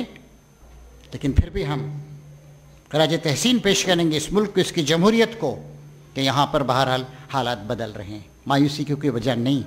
अब इस हिंदुस्तान के बारे में मैं अर्ज़ कर रहा था कि हर छठा इंसान हिंदुस्तानी, और आपके उत्तर प्रदेश की अहमियत है, 21 करोड़ के करीब इसकी आबादी अब है, यानी हर छठा हिंदुस्तानी उत्तर प्रदेश में, और मुसलमान एक बहुत बड़ी तादाद में यहाँ पर हैं। 2001 का सेंसस जिसका रिलीजियस ब्रेकअप है, 18.5% मुसलमान थे, और इस सेंसस में 19%, रफली स्पीकिंग 20% मान लीजिए। फिर देखिए, मुझे रविंद्रनाथ टैगोर की एक बात याद आती है, कहा था, ज़मीन पर पैदा होने वाला हर बच्चा खालिक़ कायनात की तरफ से एक पैगाम लेकर आया है कि अल्लाह भी इंसान से मायूस नहीं हुआ है। मायूस होता तो ख़त्म कर देता सारी इंसानियत को, क्या मुश्किल है उसके लिए। इस वक्त ज़मीन पर हर साल 11 जुलाई को पॉपुलेशन डे मनाया जाता है यूनाइटेड नेशंस की तरफ से। ताज़ा तरीन फिगर्स ये हैं कि हमारी ज़मीन पर हर मिनट 268 बच्चे पैदा होते हैं, हिंदुस्तान में 51 बच्चे पैदा होते हैं, और उत्तर प्रदेश में 11 बच्चे पैदा होते हैं 1 मिनट में, और मुसलमान जो तकरीबन 1/5 है यहाँ पर, यानी 1 मिनट में 2 बच्चे मुस्लिम बच्चे आपके सिर्फ उत्तर प्रदेश में पैदा होते हैं। अब हिसाब लगा लीजिए, 1 घंटे में 120, और दिन भर में 2900, पौने 3000 करीब नए मुस्लिम बच्चे जन्म लेते हैं। इनकी तालीम और तरबियत एक बहुत ही बड़ा चैलेंजिंग मसला है। और प्राइमरी एजुकेशन में और फिर सेकेंडरी एजुकेशन में हम काफ़ी पीछे हैं। Sample survey of India, sample survey organisation of India, उसके भी फिगर्स आए थे कि ड्रॉप आउट करोड़ मुस्लिम बच्चों में सबसे ज़्यादा ड्रॉप आउट। ये एक और ख़बर आई थी अभी 15-20 दिन पहले SSO की तरफ से कि 40 साल से ज़्यादा कितने लोग गेन कर रहे हैं उम्र, इसको जायज़ा लिया गया सैम्पल सर्वे, तो मालूम हुआ कि 27% हिंदू 40 साल से ज़्यादा उम्र के हैं, और मुसलमान सिर्फ 22% हैं। क्यों? ये 5% का फ़र्क किस लिए है? गुर्बत, जहालत, तालीम से महरूमी, मार्जिनलाइज हैं, मुलाजमतें नहीं मिल रही हैं, छोटे मोटे काम कर रहे हैं, नालियों के पास काम कर रहे हैं, ग्रीस में गंदगी में काम कर रहे हैं, धुएं में काम कर रहे हैं, और फिर नतीजा क्या होता है? खाने को खाना नहीं मिलता है, हेल्थ की सहूलतें नहीं मिलती हैं, और जल्द मर जाते हैं। ये दर्दनाक सूरत हाल है, और यूपी की हालत भी बहुत ज़्यादा अच्छी इस मामले में नहीं। ये हमारे दानिश्वरों की जिम्मेदारी है। सोचें, हम आज ही एक साहब बता रहे थे यहीं आपके बारे में कि एक साहब MLA रहे कई बार, लेकिन कोई काम नहीं किया। मोहल्लों को देखिए, हमारे गलियों को देखिए, नालियों को देखिए, क्या हालत है हमारी आज। तो एक बहुत ज़्यादा अहम बात यह है कि हमारी माशी हालत भी दुरुस्त हो। फरमाया नबी करीम सल्लल्लाहु अलैहि वसल्लम ने, कादल फ़ख्र अन यकून कुफ्रा, हो सकता है फ़ख्र फ़ाक़ा, भुखमरी कुफ्र में तब्दील हो जाए। आदमी हर तरह की ख़राबियों का, गलतियों का शिकार हो जाता है। तो तालीम भी ज़रूरी है। मैं इसे यूँ अर्ज़ करता हूँ, एक जो है प्राइमरी तालीम, बुनियाद है वो, फिर एक सेकेंडरी तालीम। सैयद शिहाबुद्दीन साहब हमारे बहुत बड़े दानिश्वर हैं, काफ़ी बीमार हैं आजकल, उनके करीब रहने का मुझे काफ़ी मौका मिला है। वो बताते हैं, अगर आपने प्राइमरी तालीम को मजबूत किया और सेकेंडरी एजुकेशन को आपने क्वालिटी का बना लिया, ठीक है 5-10% तासुब का आपको इस मुल्क में शिकार करना पड़ेगा, लेकिन फिर उसके बाद कोई चीज़ आपको रोक नहीं सकेगी। तो एक है साक्षरता या खानदगी, लिटरेसी, پچھلے سینسس کے فگرز ہمارے پاس ہیں 2001 کے کہ ہندوستان کی خواندگی 65% کے قریب تھی، مسلمانوں کی 59%، 6% پیچھے ہیں، 5-6% پیچھے ہیں. اب بھی قریب قریب وہی ہوگا، تھوڑا گیپ تھوڑا کم ہوا ہوگا. اور مسلم نوجوانوں کے بارے میں یہ بھی سروے آیا ہے کہ جتنے بچے پہلی میں داخلہ لیتے ہیں ان میں جو گریجویٹ بنتے ہیں 0.7%، 1% بھی گریجویٹ نہیں بنتے ہیں. نتیجہ کیا ہو رہا ہے؟ غربت بڑھتی جا رہی ہے، چھوٹے موٹے کاموں میں لوگ ہیں. اور دوسرے اگر 40 سال سے زیادہ عمر کے 27% ہیں تو ہمارے 82% ہیں ہر لحاظ سے. تو تعلیم بڑی اہم ہے. میں عرض کرتا ہوں اور میں سمجھتا ہوں آپ ضرور میری اس بات کی تائید کریں گے، اگر ملت نے طے کر لیا ہم کھانا تھوڑا کم کھائیں گے، بریانی سے استفادہ نہیں فرمائیں گے، شادیوں میں غیر ضروری خرچ نہیں کریں گے، تعلیم پہ توجہ دیں گے جیسے ادارہ تعلیم پہ توجہ دے رہا ہے، تو 25 سال کے اندر آپ کی قسمت بدل جائے گی. علامہ حالی نے 100 سال پہلے کہا تھا، مسدس حالی لکھی، بسب وقت کا حکم ناطق یہی ہے کہ جو کچھ دنیا میں تعلیم ہی ہے. کوٹھاری کمیشن ہندوستان کی آزادی کے بعد 1954 میں مقرر کیا تھا گورنمنٹ آف انڈیا نے. اس نے کہا the future of this country would be determined in the classroom روم. اس ملک کی قسمت کا فیصلہ ہوگا کہاں؟ کلاس روم میں ہوگا. لٹریسی بڑھ رہی ہے تو تعلیم تو پہلی چیز ہے. تعلیم ہی اگر نہیں آئی تو پھر تربیت کہاں سے ہوگی؟ اور اسلام تو ایک بہت اونچا معیار دیتا ہے. اسلام کھاؤ پیو موج مستی کرو کو نہیں مانتا. اسلام کہتا ہے کہ تمہاری زندگی کا مقصد انسانیت کی خدمت. ہم یہ چاہتے ہیں اور ہمارے بزرگ بھی اس سے اگری کرتے ہیں کہ ہمیں یہودی نہیں بن جانا ہے، ہمیں سرمایہ دار نہیں بننا ہے، ہمیں اس ملک کا خادم بننا ہے. اور اس کے لیے دینی تعلیم دینی تربیت ضروری ہے. دین یہی سکھاتا ہے. نبی کریم صلی اللہ علیہ وسلم صدقے جائیے ان پر، ان کی تعلیمات کے زندگی کے آخری لمحات ہیں. اللہ تبارک و تعالیٰ کا ذکر لبوں پہ جاری ہے. موت کسی بھی وقت آ سکتی ہے. حضرت عائشہ سے کہتے ہیں عائشہ وہ چند اشرفیاں خیرات کر دیں، بھول گئی تھیں وہ. کہا کہ عائشہ کیا محمد اپنے خدا سے بدگمان ہو کے ملے گا؟ اور جس دن آپ نے اپنی جان آفری کے سپرد کی، رحمت عالم صلی اللہ علیہ وسلم نے اس دن آپ کے گھر میں، آپ کی جھونپڑی میں، گھر نہیں کہوں گا جھونپڑی کہوں گا میں اسے، تیل بھی نہیں تھا کہ چراغ جلایا جا سکے. پڑوس سے تیل مانگا گیا. کیا تھا ان کی زندگی کا مقصد؟ کیوں عظمت کی ان بلندیوں پہ تشریف لے گئے وہ؟ کیوں محبوب رب العالمین بن گئے وہ؟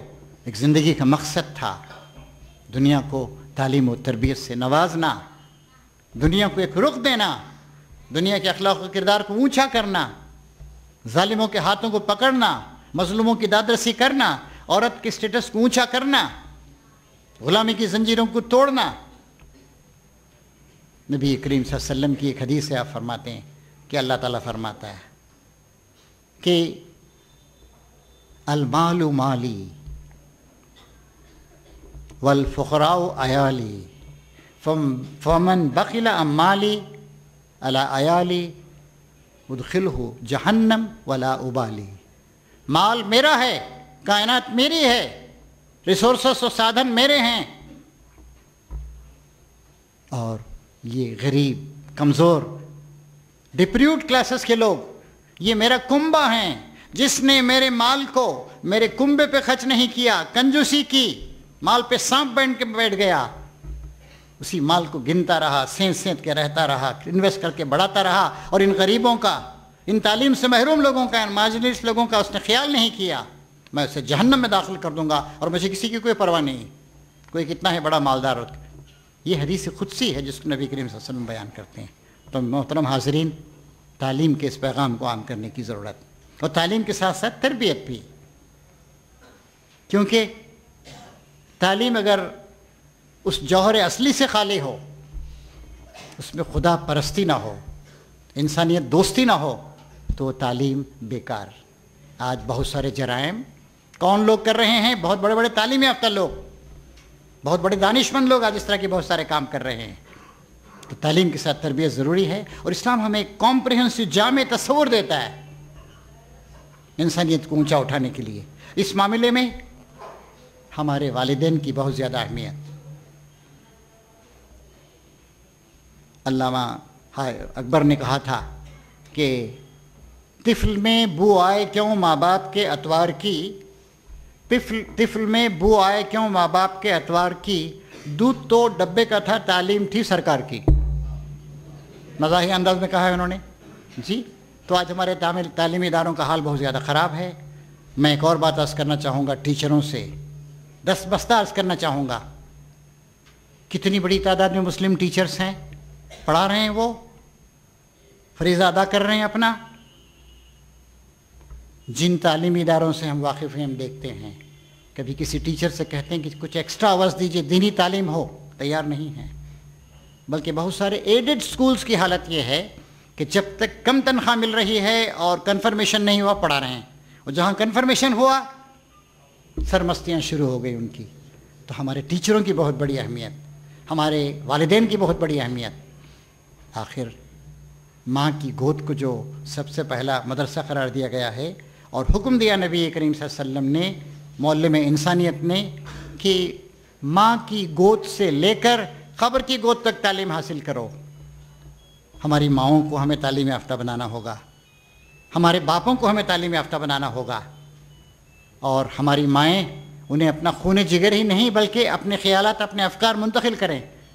بلکہ ایک تعلیم یافتہ ماں کی اہمیت تعلیم یافتہ باپ سے بھی زیادہ ہے.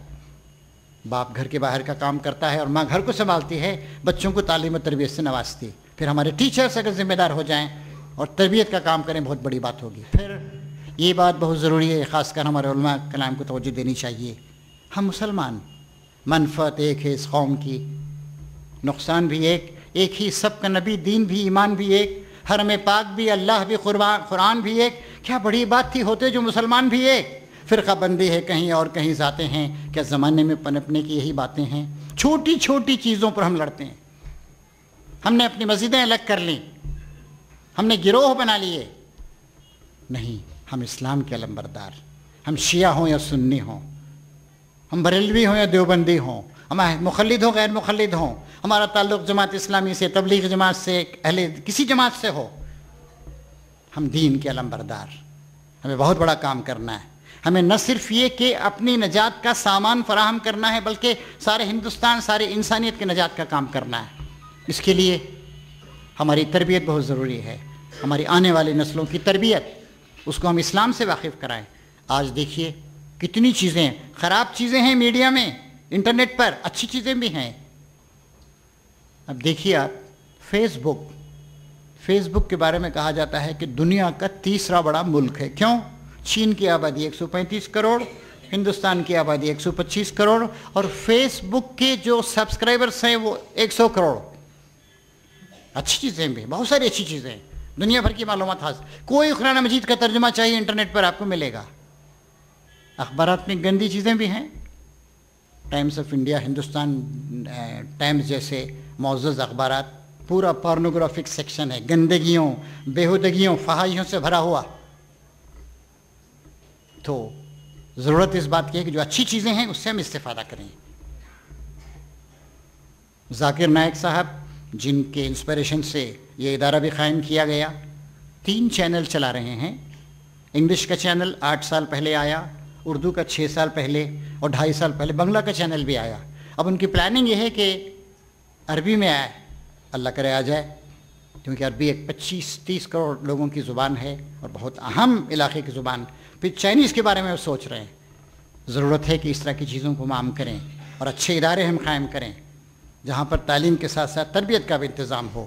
پھر میں ایک اور بات عرض کروں گا.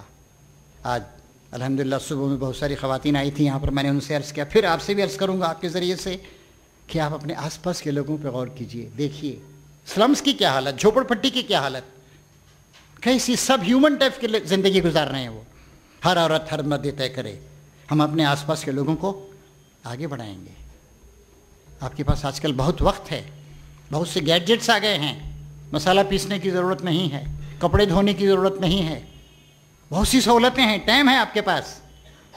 آپ آس پاس کے بچیوں کی تعلیم کا انتظام کیجیے، ان کی تربیت کا انتظام کیجیے، اخلاق کو پروان چڑھانے کی کوشش کیجیے. یہ ہماری بہت بڑی ذمہ داری ہے.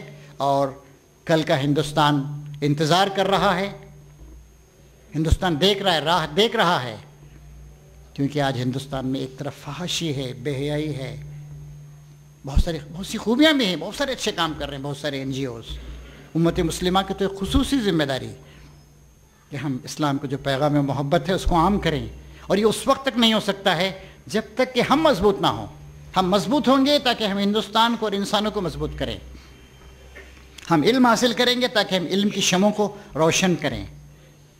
ہمارا دین ہمیں خود غرضی کی تعلیم نہیں دیتا ہے، ہمارا دین ہمیں تعلیم دیتا ہے ساری انسانیت کی بھلائی کی، کیونکہ اسلام سب کے لیے آیا ہے، لیکن ہم خود آج معاشی خرابیوں کا شکار ہیں، ہم خود بہرہ رویوں کا شکار ہیں، ہم خود کمزور ہو گئے، مارجنلائز ہو گئے ہیں، ہماری کوئی وائس نہیں ہے۔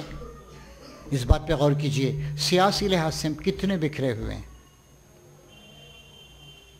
ابھی جو سرویز ہیں ان سے معلوم ہوتا ہے اتر پردیش کے جو مغربی اضلاع ہیں، سہارنپور، مظفر نگر، شاملی، میرٹھ وغیرہ تک آپ آ جائیے، 36% مسلمان ہیں، یعنی پورے اس علاقے میں۔ مشرقی یو پی میں آئیے، جونپور، گورکھپور، دیوریا وغیرہ وغیرہ، جو بنارس وغیرہ، 26% مسلمان، اور اتر پردیش کے بہت سارے شمالی اضلاع 16% مسلمان، لکھنؤ اس کے نارتھ وغیرہ کے مختلف علاقے جو ہیں۔ ہاں البتہ جنوبی اتر پردیش، مانک پور اور باندہ وغیرہ اس طرح کے جو علاقے ہیں وہاں پر صرف 2% سے بھی کم، اتنی بڑی تعداد، لیکن ہم بکھرے ہوئے ہیں، مسالک میں بکھرے ہوئے ہیں، مدارس کے جھنڈوں کے تحت بکھرے ہوئے ہیں، جماعتوں میں، سیاسی پارٹیوں میں بکھرے ہوئے ہیں۔ ہمارے سیاستدانوں کا بھی قریب وہی کردار ہے جو اور لوگوں کا ہے، کوئی خاص ہمارے اندر کوئی اچھائی اور کوئی ڈسٹنکشن والی چیز نہیں ہے ہمارے اندر۔ آخر کب آئے گی تبدیلی؟ وہ اتنی بڑی تعداد میں ہونے کے باوجود ہمارا کوئی سے نہیں ہے، ہم اسی طرح مارجنلائز ہیں۔ کیوں؟ ہم نے زندگی کی جو اولیات اور ترجیحات ہیں ان کو بھلا دیا ہے۔ ہمارا کام یہ ہے کہ ہم اخلاق کا، انسانیت کا، تقویٰ کا، پرہیزگاری کا پیکر بنیں اور دنیا کے لوگوں کی خدمت کریں، اور اتر پردیش کے اس معاملے میں کافی آگے آنا۔ ایک اور بات بتاؤں میں، ہندوستان میں 2001 کے سینسس کے مطابق 13.4% مسلمان، اس سینسس میں 14% ہو گئے ہوں گے، چلیے 14% 15% مان لیجئے۔ ان سارے مسلمانوں کا 23% حصہ اتر پردیش میں رہتا ہے، اور یہاں تعداد بڑھ رہی ہے، پرسنٹیج بڑھ رہا ہے۔ اتر پردیش کو ہم نے اگر سنبھال لیا تو 1/4 مسلمانوں کو ہم نے ہندوستان کے سنبھال لیا۔ اتر پردیش کا تو بڑا مقام رہا ہے، علم کے مراکز یہاں پہ رہے ہیں۔ آج بھی دیکھیے ندوہ، دارالعلوم دیوبند، مظاہر علوم وغیرہ وغیرہ، جامعۃ الفلاح، کتنے ادارے ہیں یہاں پر۔ اردو جیسی زبان کا ارتقاء یہاں پہ ہوا، وہ زبان جو ہندوستان کی آزادی کی زبان تھی، وہ زبان جس نے ہندوستان کے لوگوں کو متحد کیا۔ میں بنگلورو میں پیدا ہوا، تمل ناڈو میں رہتا بستا ہوں، یہ اردو کا فیض ہی ہے کہ میں اپنا مافی ضمیر آپ کے سامنے پیش کر سک رہا ہوں۔ یہ ہماری لنک لینگویج، یہ میٹھی زبان ہے، پیاری زبان، یہ محبت کی زبان، انسانیت کی زبان۔ تو کیوں کر خس و خاشاک سے دب جائے مسلمان، مانا تب و تاب نہیں اس کے شرر میں۔ تو آج ہماری یہ ذمہ داری ہے، اور ہمارے ادارے ہی نہیں، افراد کی بھی ذمہ داری ہے، ہمارے مردوں اور عورتوں کی ذمہ داری۔ اگر ہمارے اندر جو چھپی ہوئی صلاحیتیں ہیں اور وہ ایک بڑے مقصد کی وجہ سے پروان چڑھ سکتی، آدمی کا مقصد گھٹیا ہو، چھوٹا ہو، معمولی ہو، 2 پیسے اور ایک بنگلے یا چند لاکھ روپے سے زیادہ اگر اس کے سامنے نہیں ہو تو بس ویسے ہی کام کرتا ہے وہ۔ اور اگر بڑا مقصد ہے آپ کا، اللہ تعالیٰ کی رضا اور خوشنودی کا حصول آپ کے تحت ہے، تو آپ انسانیت کو پروان چڑھاتے ہیں۔ نبی کریم صلی اللہ علیہ وسلم نے یہی تعلیم دی، اسی کی تربیت کی آپ نے۔ دنیا بھر میں پھیل گئے وہ لوگ منڈیاں تلاش کرنے کے لیے اور ملٹی نیشنل کمپنیز قائم کرنے کے لیے، کارپوریٹ سیکٹر کے لیے نہیں، انسانیت کو انسانیت کا سبق دینے کے لیے۔ نتیجہ کیا ہوا؟ 100 سال کے اندر اندر ساری دنیا میں انسانیت پروان چڑھی۔ 9/11 کا جو واقعہ ہوا اس کے 15 دن کے بعد ٹیکساس میں کیرلی نام کی ایک خاتون جو ایک بہت بڑی کمپنی کی CEO تھی، اس نے کہا، اس کا ایک بیان آپ اب بھی انٹرنیٹ پہ دیکھ سکتے ہیں، اس نے کہا there was a time when there was a civilization which was dominant upon almost whole of the world. ایک وقت ایسا گزرا ہے جب ایک تہذیب دنیا کے اکثر بر اعظموں پر چھا گئی. اسلامی تہذیب کا ذکر کرتی ہو، کہتی ہے کہ انہوں نے ایک زبان دی، انہوں نے کلچر دیا، انہوں نے ایک نظریہ دیا، انہوں نے قدیم علوم کو زندہ کیا، انہوں نے مختلف تہذیبوں کے اچھے عناصر کو جمع کر کے ایک بین الاقوامی اسلامی تہذیب کو پروان چڑھایا. آج اسلام کے اندر پوٹینشیلٹی ہے. آج دنیا کمیونزم 70 سال تک دنیا کے ایک حصے پہ غالب رہا اور اپنے ہی بوجھ تلے وہ ختم ہو گیا، اور اب گنے چنے دن رہ گئے ہیں کیپٹلزم کے. 3 ساڑھے 3 4 سال پہلے جب ایک اکنامک کرائسس پیدا ہوئی امریکہ میں، لیمن بینک 150 سال پرانا بینک، اس کے بعد ایک کے بعد دیگرے 100-150 بینک ختم ہوتے چلے گئے. حکومت کو جو فری ٹریڈ کی حامی ہے بلینز آف ڈالرز دے کر بچانا پڑا ان بینکوں کو. اس وقت اوباما نے کہا، وہاں کے صدر نے، there are 2 reasons for this: greed and deceit. لالچ اور دھوکہ بازی. اور یہ لالچ اور دھوکہ بازی آج ہمارے کارپوریٹ سیکٹر کی عام خوبی بن گئی ہے. اسلام ان سب کی مخالفت کرتا ہے. سود کی کیوں مخالفت کرتے ہیں بہت سارے لوگ؟ اسلام کا نظریہ یہ ہے کہ دولت مندوں کے پاس سے غریبوں کے پاس جانی چاہیے. اور سود کا نظریہ کیا ہے؟ اور کھینچو اور کھینچ کر اسے اوپر تک پہنچاؤ، غریب ملکوں سے دولت مند ملکوں تک، غریب انسانوں سے دولت مند انسانوں تک، اور غریب کو غریب سے غریب تر کر دو. آج یہ صورتحال ہے. اس لیے مغرب کے بہت سارے یہودی صفت لوگ اسلامی نظام کی، اسلامی بینکنگ کی مخالفت کرتے ہیں، لیکن دنیا سمجھ رہی، دنیا آ رہی. تو ہمیں ایک بہت بڑا کام انجام دینا ہے. دنیا میں جتنے مسلمان ہیں ان کا تقریباً 11% ہندوستان میں رہتا ہے. سب سے بڑی تعداد تو انڈونیشیا میں ہے 23 کروڑ، دوسری بڑی تعداد پاکستان میں، تیسری بڑی تعداد ہماری. ہم بہت کچھ کر سکتے ہیں. ہم یہاں کے جمہوری اداروں سے فائدہ اٹھا سکتے ہیں. ہم اپنے تعلیم کو اگر ٹھیک کر لیں، اپنے نظم کو درست کر لیں، ہمارے پاس کچھ بیسک پوٹینشیلٹیز ہیں. ہمارے پاس اگر 1-2 آدمی شراب پیتے ہیں لیکن وہ شراب کی حمایت نہیں کریں گے. ہمارے پاس کوئی 1-2 آدمی اگر کسی گندے کام مبتلا ہیں اس کی حمایت نہیں کریں گے، وہ جانتے ہیں. اسلام نے ان کو ایسا نقطہ نظر دیا ہے. تو یہ ہماری بہت بڑی پوٹینشیلٹی. کوئی قوم اس وقت ترقی کرتی ہے جب وہ اپنی ویکنیسز پر نگاہ رکھے، ان کو دور کرنے کی مسلسل کوشش کرے، اور اپنے پوائنٹس آف اسٹرینتھ، اپنی جو مضبوطیاں ہیں، اپنے فکر کی، اپنے عقائد کی، اپنے اخلاق کی، اپنے سماجی نظام کی، اپنی معاشرت اور معیشت کی، ان کو اور مضبوط کرے، تو پھر دنیا میں کوئی اس کا مقابلہ نہیں کر سکتا ہے. تو محترم حاضرین، آپ کا شہر 16-18 لاکھ کی آبادی کا شہر، 20-25% مسلمان یہاں پر رہتے ہیں. یہاں پر آپ کی ذمہ داری ہے، آپ پورے دنیا کے بارے میں بھی سوچیں، امت مسلمہ کے بارے میں بھی سوچیں، اور ہندوستان کے بارے میں، یو پی کے بارے میں بھی سوچیں، آپ کے شہر کے بارے میں سوچیں. یہاں کے ادارے درست ہوں، یہاں کے استاد ٹھیک سے پڑھائیں، یہاں کی عورتیں شرم و حیا کا نمونہ ہوں، یہاں کے غریب لوگ بیچارے جو سلمس میں پڑے ہوئے ہیں، جو مر جا رہے ہیں.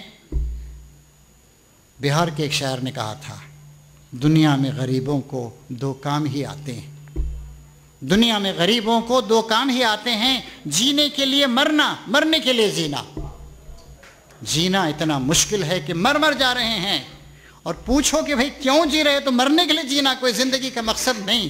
ہمارے بھائی ہیں، ہماری بہنیں ہیں، ہمارے محلوں میں رہنے والے، ہماری بستیوں میں رہنے والے ہیں. ان کا خیال کیجئے، ان کی تعلیم و تربیت پر توجہ دیجئے. ہمیں اور آپ کو اللہ کو منہ دکھانا ہے، اللہ کے رسول کو منہ دکھانا ہے قیامت کے دن.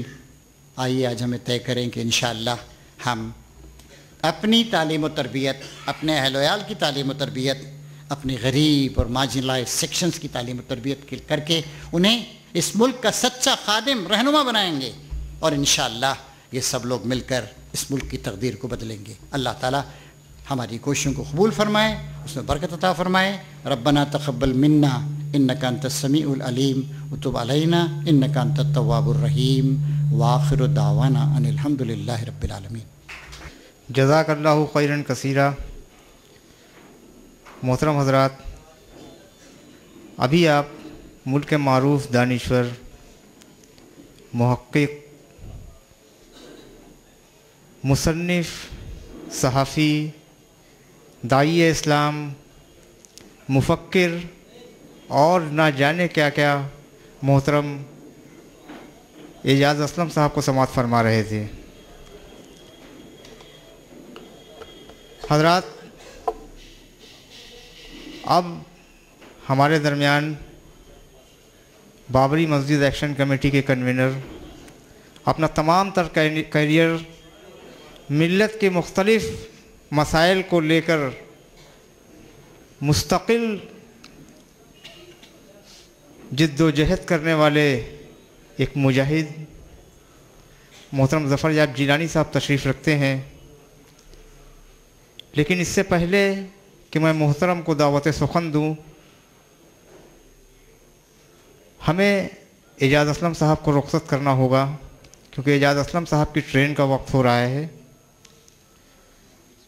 इस कॉन्फ्रेंस का जो सिलसिला चल रहा है कि हम अपने तमाम मेहमानान को एक मेमेंटो, एक तहनीतनामा देकर रुख़्सत करते हैं ताकि वो इस कॉन्फ्रेंस की यादगार उनके पास मौजूद रहे।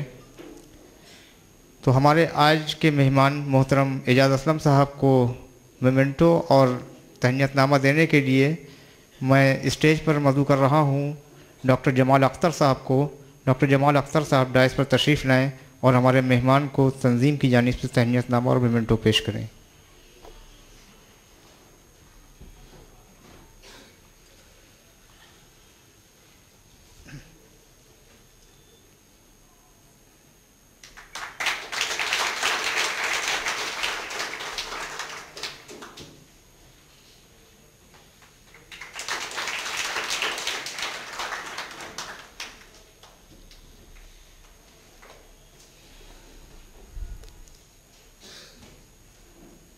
हज़रात, अब वक्त आ गया है कि हम अपने मेहमान ख़ुसूसी मोहतरम ज़फ़र याब जिलानी साहब से दरख्वास्त करें कि वो हमारी हौसला अफजाई के लिए चंद अल्फाज फरमाएँ। मोहतरम ज़फ़र याब जिलानी साहब।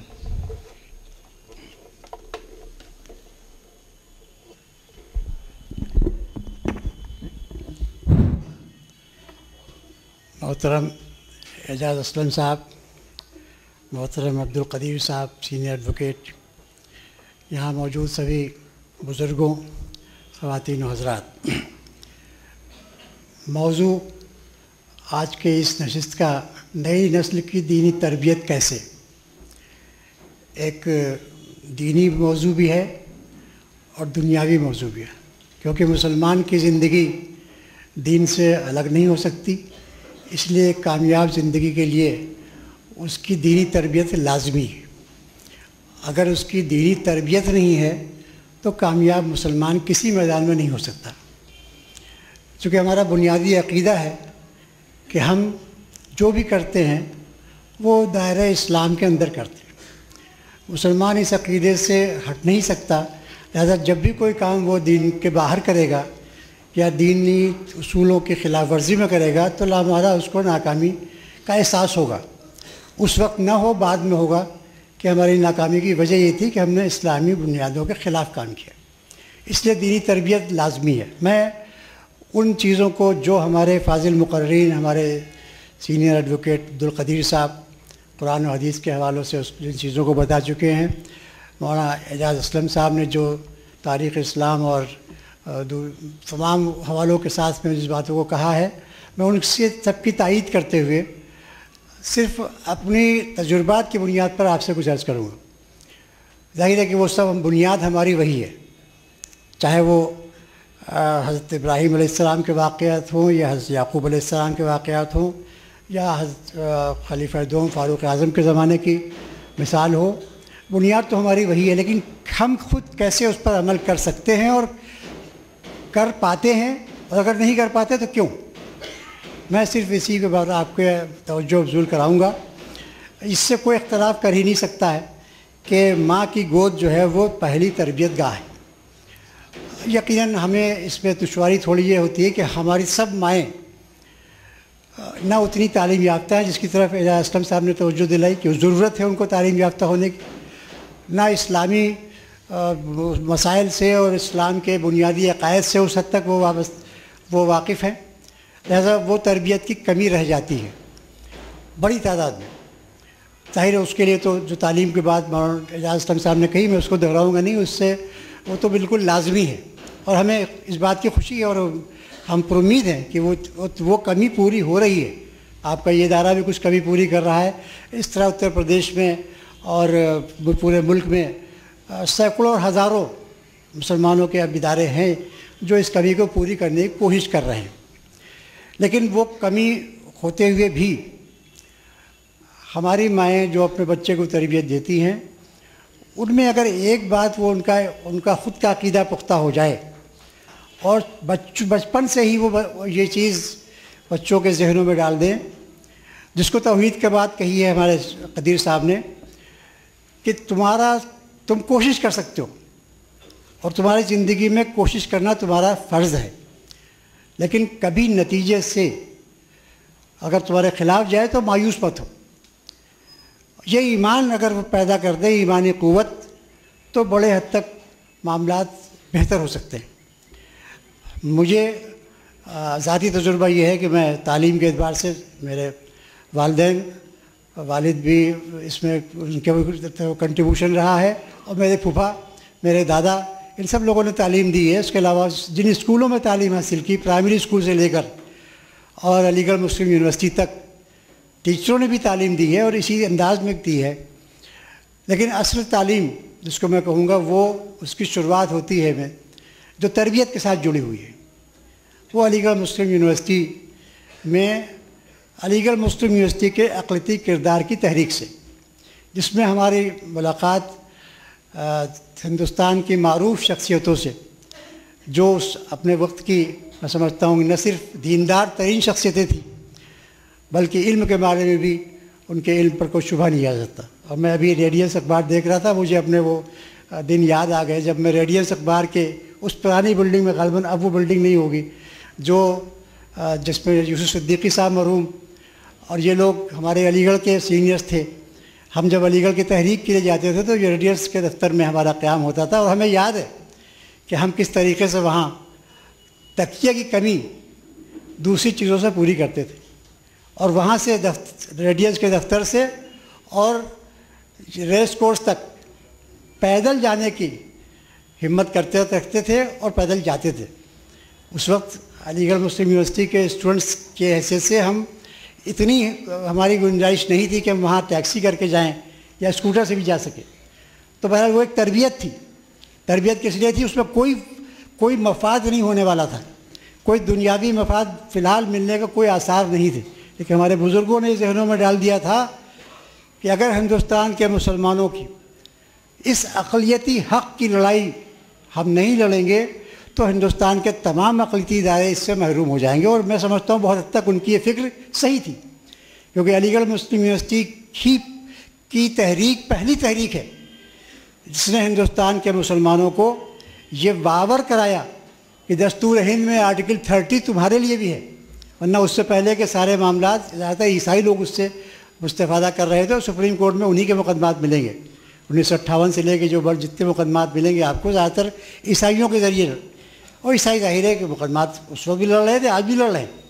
لیکن اس تحریک کے بعد ہندوستان کے مسلمانوں کو یہ واقفیت ہوئی کہ اقلیتی ادارہ قائم کرنا ان کا دستوری حق ہے, اور آج بھی وہ جدوجہد جاری ہے. موجودہ حکومت اگرچہ ہم سے کافی حد تک ہمدردی رکھتی ہے, لیکن اس کے بعد بھی آج بھی افسران غافل نہیں ہیں کس وقت کہاں کیسے پائیں اور وہ اقلیتوں کو ان کے اس بنیادی حق سے محروم کر دیں. اور اس پر بڑی نظر رکھنے کی ضرورت ہے. یہ موضوع نہیں ہے اس لیے اس پر میں زیادہ نہیں کچھ کہوں گا, لیکن میں صرف یہ مثال آپ کو بتا رہا تھا کہ وہاں سے شروعات ہمیں ہوئی اس تربیت کی.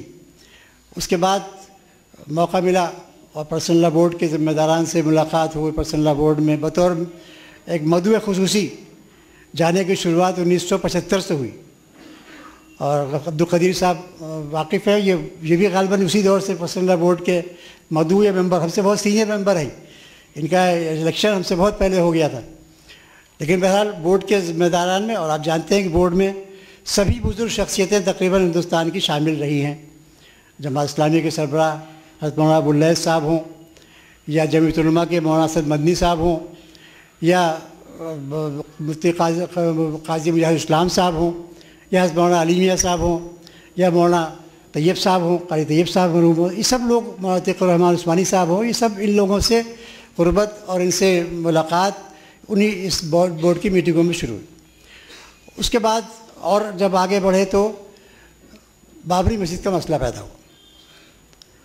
اصل ایمانی جو طاقت یا جس کا عقیدہ میں کہوں گا ایمان پر پختہ عقیدہ اس تحریک کے دوران ہوا، اس لیے کہ تحریک ایسی تھی کہ جس میں بہت مشکل سے لوگ تعاون کرنے پر تیار تھے اس وقت، اگرچہ پورے ہندوستان کے مسلمانوں کا دل اس سے جڑا ہوا آج بھی ہے، اس میں کوئی شک نہیں، لیکن حالات 1986 کے جب یہ تحریک شروع ہوئی ہے تو کچھ ایسے تھے کہ لوگ بہت حد تک ڈرے ہوئے تھے۔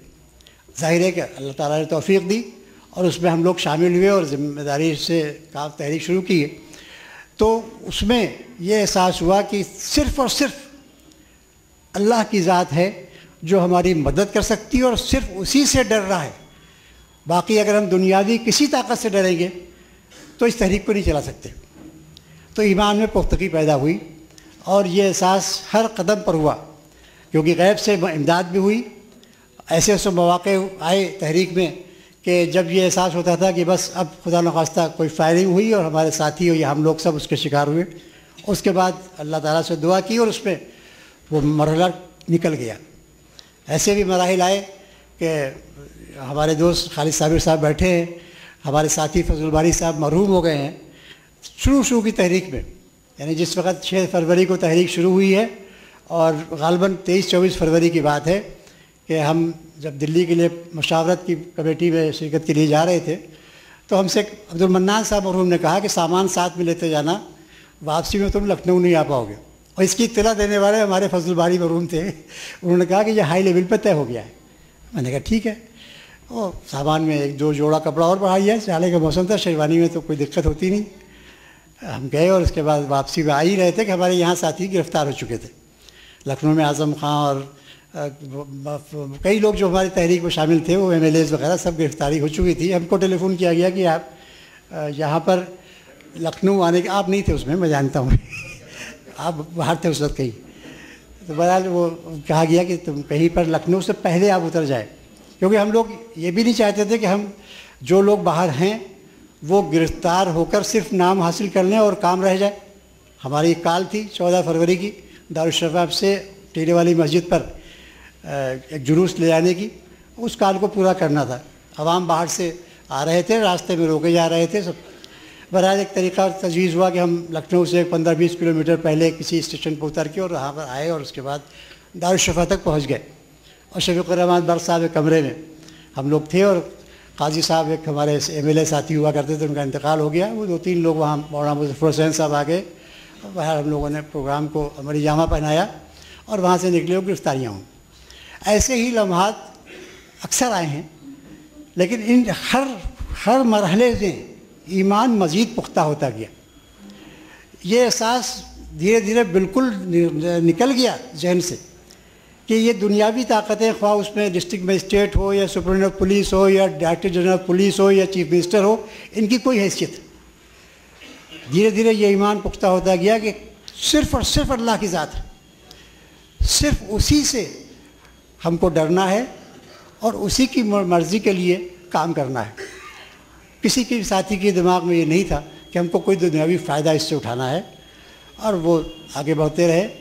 مسجدوں میں جب ہمارے جلسے ہوتے تھے تو بعض مساجد کے امام اور متولیوں نے اس کی مخالفت کی، جبکہ مسئلہ مسجد کا تھا، مسئلہ مسجد کے تحفظ کا تھا، نہ ہمارے گھر و جائیداد کا تھا، نہ کسی کے عزت اور وقار کا تھا، صرف اور صرف مسلمانوں کی مسجد کا مسئلہ تھا۔ لیکن وہاں بھی مخالفت برداشت کرنا پڑی اسے۔ ایسا قدیر صاحب نے کہا کہ حسن اخلاق بھی ایک چیز بہت اہم ہے، اور اس حسن اخلاق سے کام لے کے وہ مراحل بھی گزرے، کسی کو نہ برا کہا، نہ کسی کو اوپر کوئی جو وہ آج کل ایک ماحول ہے بہت، ابھی اعجاز اسلم صاحب نے اس کی طرف اشارہ بھی کیا تھا کہ ہم بالکل بغیر کسی تکلف کے 3 برائیوں میں مبتلا ہو جاتے ہیں۔ ایک غیبت ہے، ایک چغلی ہے، ایک بہتان ہے۔ تینوں گناہ کبیرہ ہیں، ہمیں اس کا احساس ہی نہیں رہتا کہ ہم کس کے اوپر کیا الزام لگا دیں۔ چانچہ ہمارے ساتھیوں میں اکثر کہا کہ یہ مولوی یا یہ وہاں کے متولی، یہ وہاں کے امام فلاں سے ملے ہوئے ہیں، فلاں کے ایجنٹ ہیں، یہ کہنے میں مسلمان کو تردد نہیں ہوتا. اگرچہ گناہ کبیرہ کہا گیا، اگر غلط الزام ہے صحیح بھی ہے تو اس کے پیٹھ پیچھے کہا جائے تو غیبت ہوگا. لیکن بہرحال یہ برائی ہے ہمارے پورے معاشرے میں، یہ اس بر اعظم میں، اس ہندوستان، پاکستان اور بنگلہ دیش کی ہی برائی ہے. میں عربوں میں جب بھی گیا ہوں، میں نے کبھی کسی کی زبان سے نہ کسی کی غیبت سنی، نہ کسی کی بہتان کے اوپر بہتان لگایا کسی نے، نہ کوئی چغلی کھائی. اور اگر کبھی کوئی ایسی بات کہنا بھی ہوتی ہے تو وہ بہت تکلف سے کہتے ہیں. ایک مرتبہ کا واقعہ ہے، ہمارے جاوید حبیب صاحب مرحوم ہم لوگوں کو لے کے سعودی عرب کے ایمبیسڈر کے پاس گئے، اور سعودی عرب کے ایمبیسڈر کو ان تعارف کرایا کہ بابری مسجد کا مقدمہ چل رہا ہے، یہ اس کی پیروی کر رہے ہیں. کہیں ان کی زبان سے کچھ ایسا جملہ نکل گیا کہ اس ایمبیسڈر کو یہ احساس ہوا کہ جیسے کوئی مالی دشواری ہے. تو اس نے کہا I have already helped some buddy, have you not received any amount. انگریزی میں ہمیں تو تعجب ہوا کہ ہم نے تو آج تک سنا ہی نہیں تھا کہ سعودی عرب کے ایمبیسڈر نے کسی کی مدد کی ہے مقدمے کے لیے. ایک دم سے مگر خاموش ہو گیا. اس کے آگے اس نے کچھ نہیں رہا، ہنسا وہ، اور ہنس کے اس نے کہا واللہ واللہ. کوئی انگریزی میں کچھ اور کہا اس نے، جس کا مقصد غالباً یہ تھا کہ چھوڑو اس کو. جاوید حبیب صاحب نے بعد میں نے ان سے پوچھا کہ انہوں نے کہا چھوڑیے، جب اس نے نام لے لیا تو ہم کیوں آپ کو نام لیں. تو بہرحال یہ تو عربوں کے میں نے مثال اس لیے دیا کہ یہ اس برائی سے بالکل پاک ہے. میں نے جہاں تک محسوس کیا، باقی آپ میں اعجاز اسلم صاحب زیادہ واقف ہوں گے ان سے، لیکن میں نے محسوس کیا کہ ہمارے اندر یہ بہت برائی ہے. بہت حد تک الزام تراشی کر دیں، کچھ بھی کہہ دیں کسی کے بارے میں، زبان پر کوئی لگام نہیں رہتی. یہ بھی ایک جز ہے دینی تربیت کا. میں نے اپنے وہاں لوگوں سے کہا، تمام علماء اکرام سے کہا، بلکہ ایک ہماری تنظیم ہے جو 11 اور 12 ربیع الاول کی شب میں ایک جلسہ سیرت کا انعقاد کرتی ہے. اس تنظیم کی طرف سے میں نے اکثر کتابچے چھپائے ہیں لکھنؤ کے علماء سے لکھوا کر، مولانا عبدالعلی فاروقی صاحب سے یا مولانا خالد رشید فرنگی صاحب سے، یہ 3 برائیوں کے اوپر خاص طور سے. لیکن بہرحال یہ تو ایک مرز عام ہے، مگر میں یہاں پر یہ کہنے سے بالکل گریز نہیں کروں گا کہ اس سے ہمیں گریز کرنا چاہیے. یہ بہت بڑی ہمارے معاشرے میں خرابی ہے اور دینی تربیت میں ایک کمی ہے. ہم اپنے علماء اکرام سے اکثر کہتے ہیں اس بات کو کہ آپ جو آپ کی تقریروں کا اثر ہوتا ہے. یہ کہنے میں مجھے کوئی تکلف نہیں کہ ہندوستانی معاشرے میں مسلمانوں کی 90% سے زیادہ تعداد علماء اکرام کی بات سنتی ہے شریعت کے معاملات پر. اور یہ شریعت کا معاملہ ہے، یہ مسلمانوں کے معاشری سدھار کا معاملہ ہے. اس لیے اس پر اگر علماء زور دیں گے تو یقیناً مسلمانوں میں بہتری ہوگی اور ایک دینی تربیت ہوگی. پر یہ تو ایک جزوی بات تھی، لیکن میں عرض کر رہا تھا ایمانی قوت. تو ایمان کی مضبوطی اور ایمان کی قوت اور ایمان پختہ ایمان ہونا، یہ اس کی تربیت ہر سطح پر ماں کی گود سے آگے بڑھ گئے، اسکول اور کالج میں آ گئے. بالکل صحیح کہا ہے اعجاز اسلم صاحب نے کہ ٹیچرز ہمارے مسلم اداروں کے ٹیچرز، جہاں پر تنخواہیں کم ہیں، چونکہ ہم سیلف فائنینسنگ کے ادارے بھی دیکھ رہے ہیں اور ہم وہ بھی دیکھ رہے ہیں جہاں پر ایڈڈ ہیں، لیکن جہاں پر ایڈڈ ادارے ہیں اور ہمارے ٹیچرز ماشاءاللہ 30,000 سے لے کے اور 50-60 ہزار تک، بلکہ ڈگری کالج میں اس سے بھی زیادہ تنخواہیں پا رہے ہیں، وہاں پر بھی کوئی توجہ اس کی نہیں ہو پا رہی ہے کہ وہ کچھ وقت مسلمان بچوں کی اس قسم کی تربیت میں صرف کریں. ظاہر ہے کہ وہ بھی ایک تربیت کی جگہ ہے، بہت بڑی جگہ ہے، جہاں پر ہم بغیر کچھ دیے ہوئے، بغیر اپنے خرچ کیے ہوئے بڑی تعداد میں مسلمان بچوں کی تربیت کر سکتے ہیں. اور یہ ہمارا فرض ہوتا ہے. اس جلسے کے توسط سے بھی میں عرض کروں گا اپنے ان ساتھیوں سے جو ٹیچرز ہیں، وہ سرکاری اسکولوں میں ہیں چاہے مسلمانوں کے اسکولوں میں ہیں، وہ تربیت تو کسی بھی طرح کر سکتے ہیں. ہماری تربیت ہمارے ٹیچرز نے کلاس روم میں بھی کی ہے. بی اے کے اسٹوڈنٹ کے حیثیت سے جب میں فارسی کی کلاس میں جاتا تھا تو ہمارے تینوں استاد، ایک تو الہ آباد سے تعلق پروفیسر رغیب حسین صاحب، جیسے ڈاکٹر ولی اللہ انصاری صاحب تھے، تیسرے طیب رسول صاحب تھے، وہ سعدی اور ان کے حافظ کے جو کورس میں پرسکرائب ٹیکسٹ ہوتی تھی ان کے معنی اور مفہوم بتانے کے ساتھ ساتھ بہت سی باتیں تربیت کی وغیرہ تھی. کلاس میں ہی علی گڑھ مسلم یونیورسٹی میں ٹیچرز مسلم پرسنل لا پڑھاتے ہوئے بہت سی وہ باتیں بتا دیتے تھے کہ جو ہماری تربیت کے لیے ضروری ہوتی، جو ٹیسٹ کا پارٹ نہیں ہوتی تھی، کلاس روم میں سبجیکٹ کا پارٹ نہیں ہوتی تھی، لیکن چونکہ ان کا مزاج تھا تربیت کا، لہٰذا وہ تربیت کے لیے ہمارے اپنے لیکچرز میں اس باتوں کو ذکر کر دیتے تھے کہ جو ہمارا اصل اسلامی قانون ہے. مثال کے طور پر ہم کو یہ بات LLB کی تعلیم کے دوران ہی معلوم ہوئی کہ لڑکی کی مرضی بھی اتنی ہی ضروری ہے جتنی لڑکے کی مرضی. ہم سمجھتے تھے کہ نہیں، لڑکی تو گھر میں رہتی ہے، اس کی طرف سے تو اس کے باپ اور ماں جو ہے وہ دے سکتے ہیں. لیکن ہمارے ٹیچر نے ہم کو بتایا، اور اسلامک لاء کو پڑھاتے ہوئے بتایا کہ نہیں، اس کی مرضی لینا ضروری ہے. آپ اس کی یہ بات ہمارے غیر مسلم ساتھی جو کہا کرتے ہیں ان کے علم میں نہیں کہ صحیح اسلام کیا ہے. لڑکی کی مرضی کے بغیر شادی نہیں ہو جاتی. یہ الگ بات ہے کہ اس کی مرضی حاصل کرنے میں اس سے وہ تحریر کو نہ لی جائے، اس سے خالی معلوم کر لیا جائے، لیکن مرضی ضروری. جہاں لڑکی نے انکار کر دیا وہ نکاح نہیں ہو سکتا ہے. تو اس طریقے سے ٹیچر کی زندگی، پھر یہ اس کے بعد یہ عملی زندگی. تو میں عرض کر رہا تھا کہ عملی زندگی میں تربیت یہ تو خود ہوئی ہے. اس میں تو تربیت ہوتی ہے حالات سے نپٹنے کے لیے. لیکن اگر یہ ان حالات سے نپٹنے کے لیے آپ کا ایمان پختہ نہیں ہے تو آپ کسی میدان میں کامیابی حاصل نہیں کر پائیں گے. خواہ آپ ایک ڈاکٹر ہوں، چاہے آپ ایک وکیل ہوں، چاہے آپ بزنس مین ہوں، چاہے آپ ٹیچر ہوں، چاہے سیاستداں ہوں. آج جو ہمارے لیے ابھی ہمارے ریاض اسلم صاحب نے کہا، میں کوئی اس کو اوپر تبصرہ نہیں کروں گا، لیکن خالد صابر صاحب ایک تجربہ کار سیاسی شخصیت موجود ہے. اور مسلمانوں کی سیاسی جماعتیں خود غور کریں، میں کچھ نہیں کہہ رہا، کہ آخر کیا وجہ ہے کہ وہ اتحاد جو ہندوستان کے کچھ حصوں میں قائم ہے. آخر کیرالہ میں وہی پارٹیاں کامیاب ہو سکتی ہیں، حیدرآباد میں وہ لوگ عوام ان کے ساتھ جڑ سکتے ہیں، تو یو پی میں کیوں ایسا ہو رہا ہے کہ ان کی کوئی وہ قوت جو ہونا چاہیے وہ نہیں ہو پا رہی. ایک غور طلب مسئلہ ہے. میں اس کے بارے میں کچھ اور زیادہ نہیں کہوں گا، لیکن یہ ضرور کہوں گا کہ خواہ سیاسی جماعت مسلمانوں کی ہو یا نہ ہو، لیکن مسائل پر مسلمانوں نے اتحاد کا ثبوت دیا ہے اور اس سے مسائل حل ہوئے ہیں.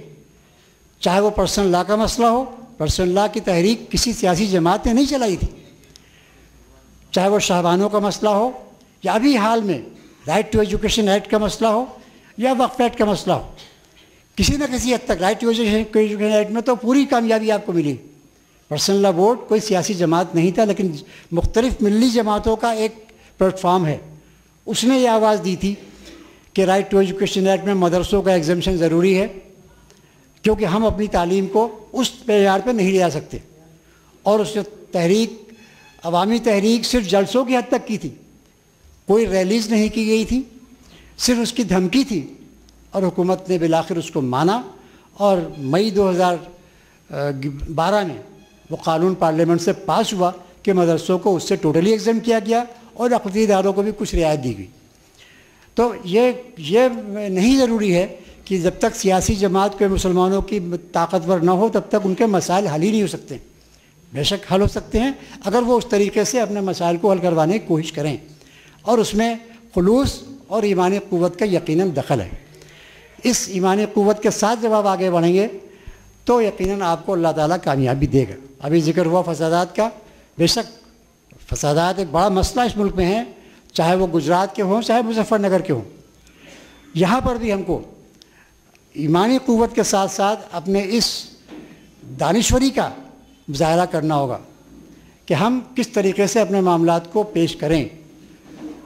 ہمارے بہت بڑی بڑی جماعتیں وہاں پر ہیں. جماعت اسلامی بھی کام کر رہی ہے، جمعیت علماء بھی کام کر رہی ہے، کافی حد تک مسلمانوں کے معاملات میں وہاں کوشش ہو رہی ہے.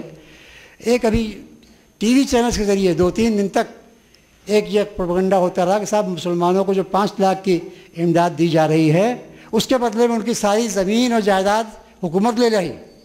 ہم نے بھی ٹی وی پہ سنا، ہمیں بھی تشویش ہوئی، بھائی کیا بات. اخبار میں کہیں وہ آ نہیں رہی تھی لینگویج، لیکن یہ خبریں آ رہی تھیں. اتفاق سے میری ملاقات چیف منسٹر سے ہوئی. میں نے ان سے پوچھا کہ صاحب یہ مظفر نگر کے معاملے میں کیا آپ لوگ لے رہے ہیں؟ اور ان کا اچھا کہ آپ نے پوچھ لیا. وہ کسی سے کہا کہ ان کا وہ لے کے آؤ جو افیڈیوٹ لیا جا رہا ہے. میں نے اس افیڈیوٹ کو دیکھا، کہنے لگا اب اس میں بتا دیے کیا ترمیم کرنا ہے، میں اس کو ترمیم کر دی جائے گی. میں ابھی تک اس پہ غور کر رہا ہوں کہ اس میں ترمیم کرنے کی کوئی ضرورت ہے کہ نہیں. تو اب یہ صرف پروپیگنڈا ہے. ہمارے وہاں کے ذمہ داران اس کو ایک وہ کاپی اس کی لے کر بھیج سکتے تھے اور یہ خود بیان دے سکتے تھے کہ بھائی میں نے اسے پڑھ لیا، اس میں ایسا کچھ لکھا ہی نہیں ہے، یا کچھ ہے تو ترمیم کروا سکتے تھے. لیکن 4 دن سے میڈیا اس کو اچھال رہا ہے، اور ہمارے کسی ساتھی نے نہ وہاں سے ہم کو لے کے بھیجا اور نہ ہی ہم کو یہ کہا کہ بھئی اس میں کچھ نہیں ہے اور یا اس میں یہ ترمیم کر دی جائے۔ تو ہمیں اپنے معاملات کو بھی اس میں سمجھ سے کام لینا ہوگا کہ ہم ایسا نہیں کہ مظفر نگر میں ہمارے خود ساتھ کے پڑھے ہوئے علی گڑھ کے وہاں پر ایڈوکیٹ رونق سعیدی صاحب ایڈوکیٹ، ان کے ذریعے سے ہم نے اور کئی باتیں میں جو انہوں نے مشورہ دیا وہ کام کروایا۔ وہاں کے ڈی جی سی کرمنل کے بارے میں شکایت تھی کہ وہ ان لوگوں سے ملا ہوا ہے، اس کو تبدیل کرنے کی بات تھی، انہوں نے مشورہ دیا، ہم نے بات کی، ہاں ان کی مرضی کے مطابق تبدیلی ہو گئی۔ تو ایسا نہیں کہ کوشش کی جائے تو نہیں ہو سکی، لیکن اب ہم اپنے معاملات میں خود ہی نہ دخل دیں، ہمارے ساتھی جو وہاں پر ہیں موجود ہیں وہ خود نہ کرے، تو یہ ہے کہ ہماری یہ اپنی کمی ہے، اور اس میں کہیں نہ کہیں ہمیں لگتا ہے کہ اپنی ہماری ایمانی مضبوطی ہے اس میں کمی ہے۔ ہم یا تو یہ ایمان یہ نہیں پختہ ہمارا ابھی تک ہو پا رہا ہے کہ ہم اپنے معاملات کو حل کروانے کی صلاحیت رکھتے ہیں، اللہ کی مرضی اور اللہ کی نصرت کو اپنے ساتھ لینے کے لیے ہم اخلاص پر کام کریں گے تو کوئی وجہ نہیں کہ ہمارے معاملات کسی حد تک حل نہ ہوں، اور جب نہیں حل ہو رہے ہیں تو یقیناً کوئی اس میں کوئی بات ہے، کوئی کمی ہے۔ بابری مسجد کی جب شہادت ہوئی ہے تو مجھ سے بہت سے لوگوں نے کہا، میں نے اس وقت میں نے کہا کوئی نہ کوئی کہیں مستحق خدا بندی ہے، ہم اس کو نہیں روک سکتے، ہم کوشش کر سکتے ہیں۔ مقدمے میں فیصلے کے بارے میں لوگ پوچھتے تھے، سن 2010 میں جب فیصلہ آیا تو قدیر صاحب بھی واقعی کا ہم لوگ یہی کہتے تھے کہ بظاہر ہمیں کوئی کبھی نہیں محسوس ہو رہی، ٹھیک ہے، اللہ تعالیٰ کی مصلحت کیا ہے، ہم اس کے آگے تو نہیں کچھ کر سکتے۔ جب فیصلہ ہوا تب بھی ہم نے یہی کہا کہ ہمیں جو کچھ امید تھی اس سے بہت کم ہوا ہے، لیکن پھر بھی ہم کوشش جاری رکھیں گے۔ ہمارے بزرگوں نے اس پر تائید کی اور پرسنل لا بورڈ نے فیصلہ کیا کہ نہیں، ہم اپیل کریں گے، اور اپیل کی گئی ہے۔ آج بھی ہمیں اللہ تعالیٰ کی نصرت سے یہ توقع ہے کہ ہم اسے پوری کوشش کریں گے اور انشاءاللہ مقدمے میں کامیابی ہوگی، لیکن اگر خدا نخواستہ کامیابی پوری طرح سے نہ ہو تو اس کا مطلب یہ نہیں کہ ہم مایوس ہو جائیں۔ نہ ہمیں اللہ تعالیٰ کے نصرت سے مایوسی ہونا چاہیے، نہ اس کی مدد سے مایوسی ہونا چاہیے، اور نہ ہی اپنے آپ پر یہ الزام رکھنا چاہیے کہ ہم سے کوئی کمی ہو گئی۔ ہمارے ایک ساتھی نے پرسنل لا بورڈ کی میٹنگ میں ایک جملہ کہا تھا کہ لگتا ہے کچھ ہماری طرف سے کمی ہو گئی، تو مجھے یاد پڑتا ہے قدیر صاحب ہی نے کہا کہ آپ کو قانون کی واقفیت نہیں ہے، میں پوری طرح جانتا ہوں کہ ہماری کہیں کمی نہیں ہے، لیکن اب جج کے اوپر ہے کہ جج اگر ہماری کمی نہ ہونے کے بعد بھی کوئی فیصلہ غلط کر دے تو اس پر تو ہم قادر نہیں ہیں۔ ہاں، سپریم کورٹ میں ہم نے سارے جو غیر مسلم سینئر ایڈوکیٹس جو بیسٹ ہو سکتے ہیں انہوں نے ہماری اپیل کی، اور کسی کے نظر میں نہیں ہے۔ اور اس فیصلے کے بارے میں تو خیر میں آپ کا وقت نہیں لوں گا چونکہ تبصرے آ چکے ہیں، farmer chief justice of India اور کسی نے کسی نے تبصرہ کیا ہے۔ تو میرا کہنے کا مقصد صرف یہ تھا کہ تربیت، دینی تربیت وہ ماں کی گود سے شروع ہو کر جیسا کہا گیا کہ آخر تک جاری رہتی۔ ہمارے وہ ساتھی جو خود وکالت کر رہے ہیں، جو خود ڈاکٹری کر رہے ہیں، جو بزنس کر رہے ہیں، جو سیاست میں ہیں، جو کسی بھی میدان میں کام کر رہے ہیں، ان کی بھی تربیت کی ضرورت ہے۔ ظاہر ہے ان کی تربیت کسی کلاس روم میں نہیں ہوگی، میں صرف ان سے یہ عرض کروں گا کہ ان کو اپنے اندر یہ ایمان پختہ کرنا ہوگا کہ کوشش کرنا ان کا کام ہے، کامیابی اور ناکامی خدا کے اختیار میں، اور اگر کامیابی ملتی ہے تو شکر ادا کرنا ہوگا، ناکامی ملتی ہے تو بھی جد و جہد جاری رکھنا ہوگی۔ اگر آپ اس جذبے سے کام کرتے ہیں، اگر آپ کے اندر یہ ایمانی قوت پیدا ہو جاتی ہے تو پھر آپ کے لیے مسائل بہت آسان ہیں، اور ہمارے لیے مشترکہ طور پر حکومتوں سے بھی اپنے حقوق حاصل کرنا بہت آسان ہوگا۔ بدقسمتی یہ ہے کہ ہم کبھی اگر سیاسی جماعت میں ہیں تو یہ سوچتے ہیں کہ ہمارے عہدے منحصر ہیں ہمارے لیڈر پر، اگر ہم کسی ایسے پیشے میں ہیں جہاں پر کوئی فیصلہ کسی اور کے اختیار میں، اگر ہم وکیل ہیں تو ہم یہ سمجھتے ہیں کہ جیسے کہ ہماری رزق وہ ججوں کے اختیار میں ہے۔ میں صرف ایک معمولی سے واقعہ ذکر کرتے ہوئے چلوں گا۔ میں نے جب یہ بابری مسجد کے مقدمے میں وکالت شروع کی تو ہمارے ایک بہت ہی دیندار ساتھی، ہمارے ضلعوں کے وکلا ہی ہم کو مقدمات لاتے ہیں، اور اس میں مسلمان اور ہندو دونوں ہوتے ہیں، تو مسلمان وکیل ہمارے بہت ہمدرد وہ میرے پاس آئے اور انہوں نے کہا کہ بھائی مقدمہ دینے کے لیے، اور کہا دیکھو بھائی میں سمجھتا ہوں کہ تم اس مقدمے میں چھوڑ دو۔ میں نے کہا کیوں؟ کہ نہیں، ججز کے ذہن میں یہ بات آئے گی کہ تم کرمنل ہو، تمہارے ساتھ ججز انصاف نہیں کریں گے۔ میں نے ان سے کہا دیکھیے آپ کے مشورہ یقیناً بہت اہم ہے، میرے لیے آپ نے کہا ہے، لیکن میرا عقیدہ یہ ہے کہ رزق اللہ تعالیٰ دیتا ہے، آپ صرف ایک ذریعہ ہیں اس کا۔ آپ نہیں آئیں گے 10 اور وکیل آ سکتے ہیں، اور نہیں آئیں گے تو بھی ہم سمجھیں گے کہ یہ رزق اس پیشے سے ہمارے لیے نہیں بنا ہے، کسی اور پیشے سے ہوگا۔ خیر میں نے ان سے معذرت کر لی، ان کے مشورے عمل نہیں کیا، لیکن وہی ہوا کہ پورے 24 سال یعنی 86 سے تحریک شروع ہوئی تھی اور 69 میں فیصلہ ہائی کورٹ کا ہوا ہے، مجھے کبھی یہ دقت نہیں ہوئی کہ وکالت کے علاوہ کسی اور ذریعے سے اپنا رزق تلاش کرنے کی کوشش کروں۔ تمام وقت اس میں مقدمے میں لگا رہا، لیکن پھر بھی اتنی آمدنی وکالت سے ہو جاتی تھی کہ ہمیں اپنے خرچے پورے کرنے میں کوئی دقت نہیں آئی۔ تو یہ میں صرف اس لیے آپ سے کہہ رہا ہوں کہ آپ کے اندر بھی یہ اعتماد پیدا ہونا چاہیے، ہمارے وکیل ساتھیوں میں اعتماد پیدا ہونا چاہیے، ڈاکٹروں میں ہونا چاہیے کہ اگر ہم وقت دیتے ہیں، یقیناً وقت کا نقصان ہوتا ہے، آپ کا پیسہ کمانے کا بھی وقت اس میں لگتا ہے، لہٰذا آپ کی آمدنی کم ہوتی ہے، لیکن اللہ تعالیٰ رزق دینے والا ہے، رزق کا ذریعہ دوسرے بنتے ہیں، کوئی آدمی اور وہ رزق دے نہیں رہا ہے، اور یہ ایمان جب ہمارا پختہ ہو جائے گا تو یقیناً ہماری تربیت ایک دینی معاشرے کی تربیت کہلائے گی۔ وقت کافی ہو چکا ہے، لہٰذا میں اپنی بات کو ختم کرتے ہوئے صرف اسی بات پر زور دوں گا کہ تربیت بچوں میں بھی جہاں تک ہو سکے یہ ذہن پیدا کرنے کی کوشش کی جائے، لیکن یہ ذہن پختہ ذہن ہونے کے بعد ہی زیادہ آسانی سے بنتا ہے، اور پختہ ذہن اس وقت ہوتا ہے جب آپ اپنے بلوغت میں پہنچتے ہیں، آپ گریجویشن کر چکے ہوتے ہیں، آپ ماسٹر ڈگری کر رہے ہوتے ہیں، اس کے بعد آپ داخل ہوتے ہیں اپنی عملی زندگی میں۔ اس وقت سے اگر آپ کا یہ ذہن، جس کی بنیاد تو پڑ جائے گی بچپن میں، لیکن یہاں سے آپ کو اپنا ذہن اگر آپ کا یہ پیدا ہو جاتا ہے، آپ کا ایمان پختہ ہو جاتا ہے، تو میں سمجھتا ہوں کہ آپ کی بہت بڑی حد تک دینی تربیت ہو گئی، اور پھر آپ جو کچھ کریں گے آپ کا سامنے مشن یہی رہے گا کہ ہمارے اس کام سے اللہ تعالیٰ کی ہم کو رضا حاصل ہوگی یا نہیں ہوگی، اور اس کام سے ہم کو اپنے دین میں اپنی دینی ذمہ داریاں پوری کرنے کا موقع ملے گا یا نہیں ملے گا۔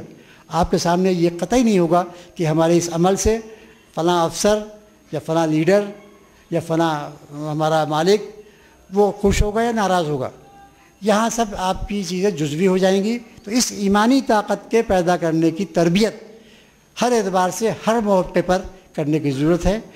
یہ آپ کا جلسہ بھی میں اس کو یہی سمجھ رہا ہوں کہ یہ بھی ایک تربیت کا ذریعہ ہے، بڑوں کی تربیت، اس کے بعد بڑوں کے ساتھ میں اس پیغام لے کر جو لوگ اس کو قبول کرتے ہیں، اس پر عمل کرتے ہیں، ان کے ذریعے سے دوسروں کی تربیت۔ تو ہم کو عوامی سطح پر اس تربیت کو، اس ذہن کو، اس ایمانی قوت کو پختہ کرنے کے لیے ہر ممکن کوشش کرنے کی ضرورت ہے، جس میدان میں بھی ہم ہوں۔ انہی الفاظ کے ساتھ میں آج کے اس جلسے کے منتظمین کا شکریہ ادا کرتا ہوں، اور آپ لوگوں کو اس کی مبارکباد دیتا ہوں کہ آپ ایسے کامیاب جلسے کرتے ہیں جس سے یقیناً اصلاح ہوتی ہے اور تربیت ہوتی ہے، دینی مزاج پیدا ہوتا ہے۔ امید ہے کہ اس کا بھی کچھ نہ کچھ اثر ہوگا۔ شکریہ۔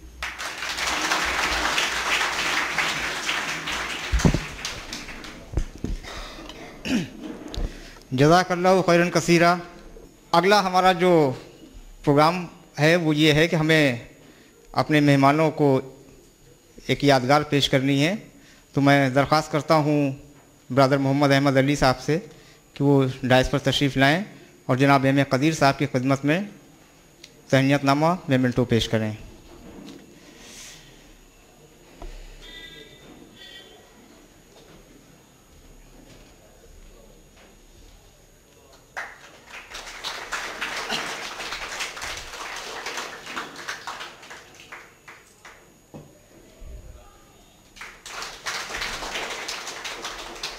اب میں برادر ایس ایم زاہد صاحب سے درخواست کرتا ہوں کہ ڈائس پر تشریف لائیں اور محترم ظفر یاب جیلانی صاحب کی خدمت میں میمنٹو تہنیت نامہ پیش کریں۔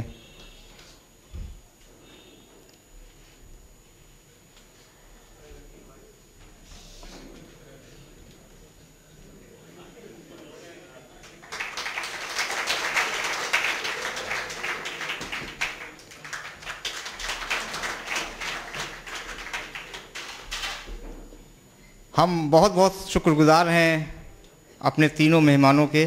ایک مہمان ہمارے جا چکے ہیں، ان کو ٹرین پکڑنی تھی، اس سے مجبوری تھی۔ ہم بہت بہت شکر گزار ہیں اپنے تینوں مہمانوں کے جنہوں نے ہماری دعوت پر لبیک کہا، اور ایسا نہیں ہے کہ انہیں روکنے کی کوشش نہیں کی گئی، ہمارے سبھی مقررین کو روکنے کی کوشش کی گئی، کانفرنس کو نہ ہونے دینے کے لیے پورا زور لگایا گیا، لیکن اللہ تعالیٰ آپ کو جزائے خیر عطا فرمائے کہ آپ نے ملت کے کام کو اولین ترجیح دی۔ اللہ تعالیٰ آپ کے جذبات کو قبول فرمائے۔ بہت بہت شکریہ، جزاک اللہ خیرہ. اور تمام حاضرین کا بھی بہت بہت شکریہ کہ آپ نے اپنا قیمتی وقت دیا اس کانفرنس کو کامیاب بنانے کے لیے. السلام علیکم ورحمۃ اللہ وبرکاتہ.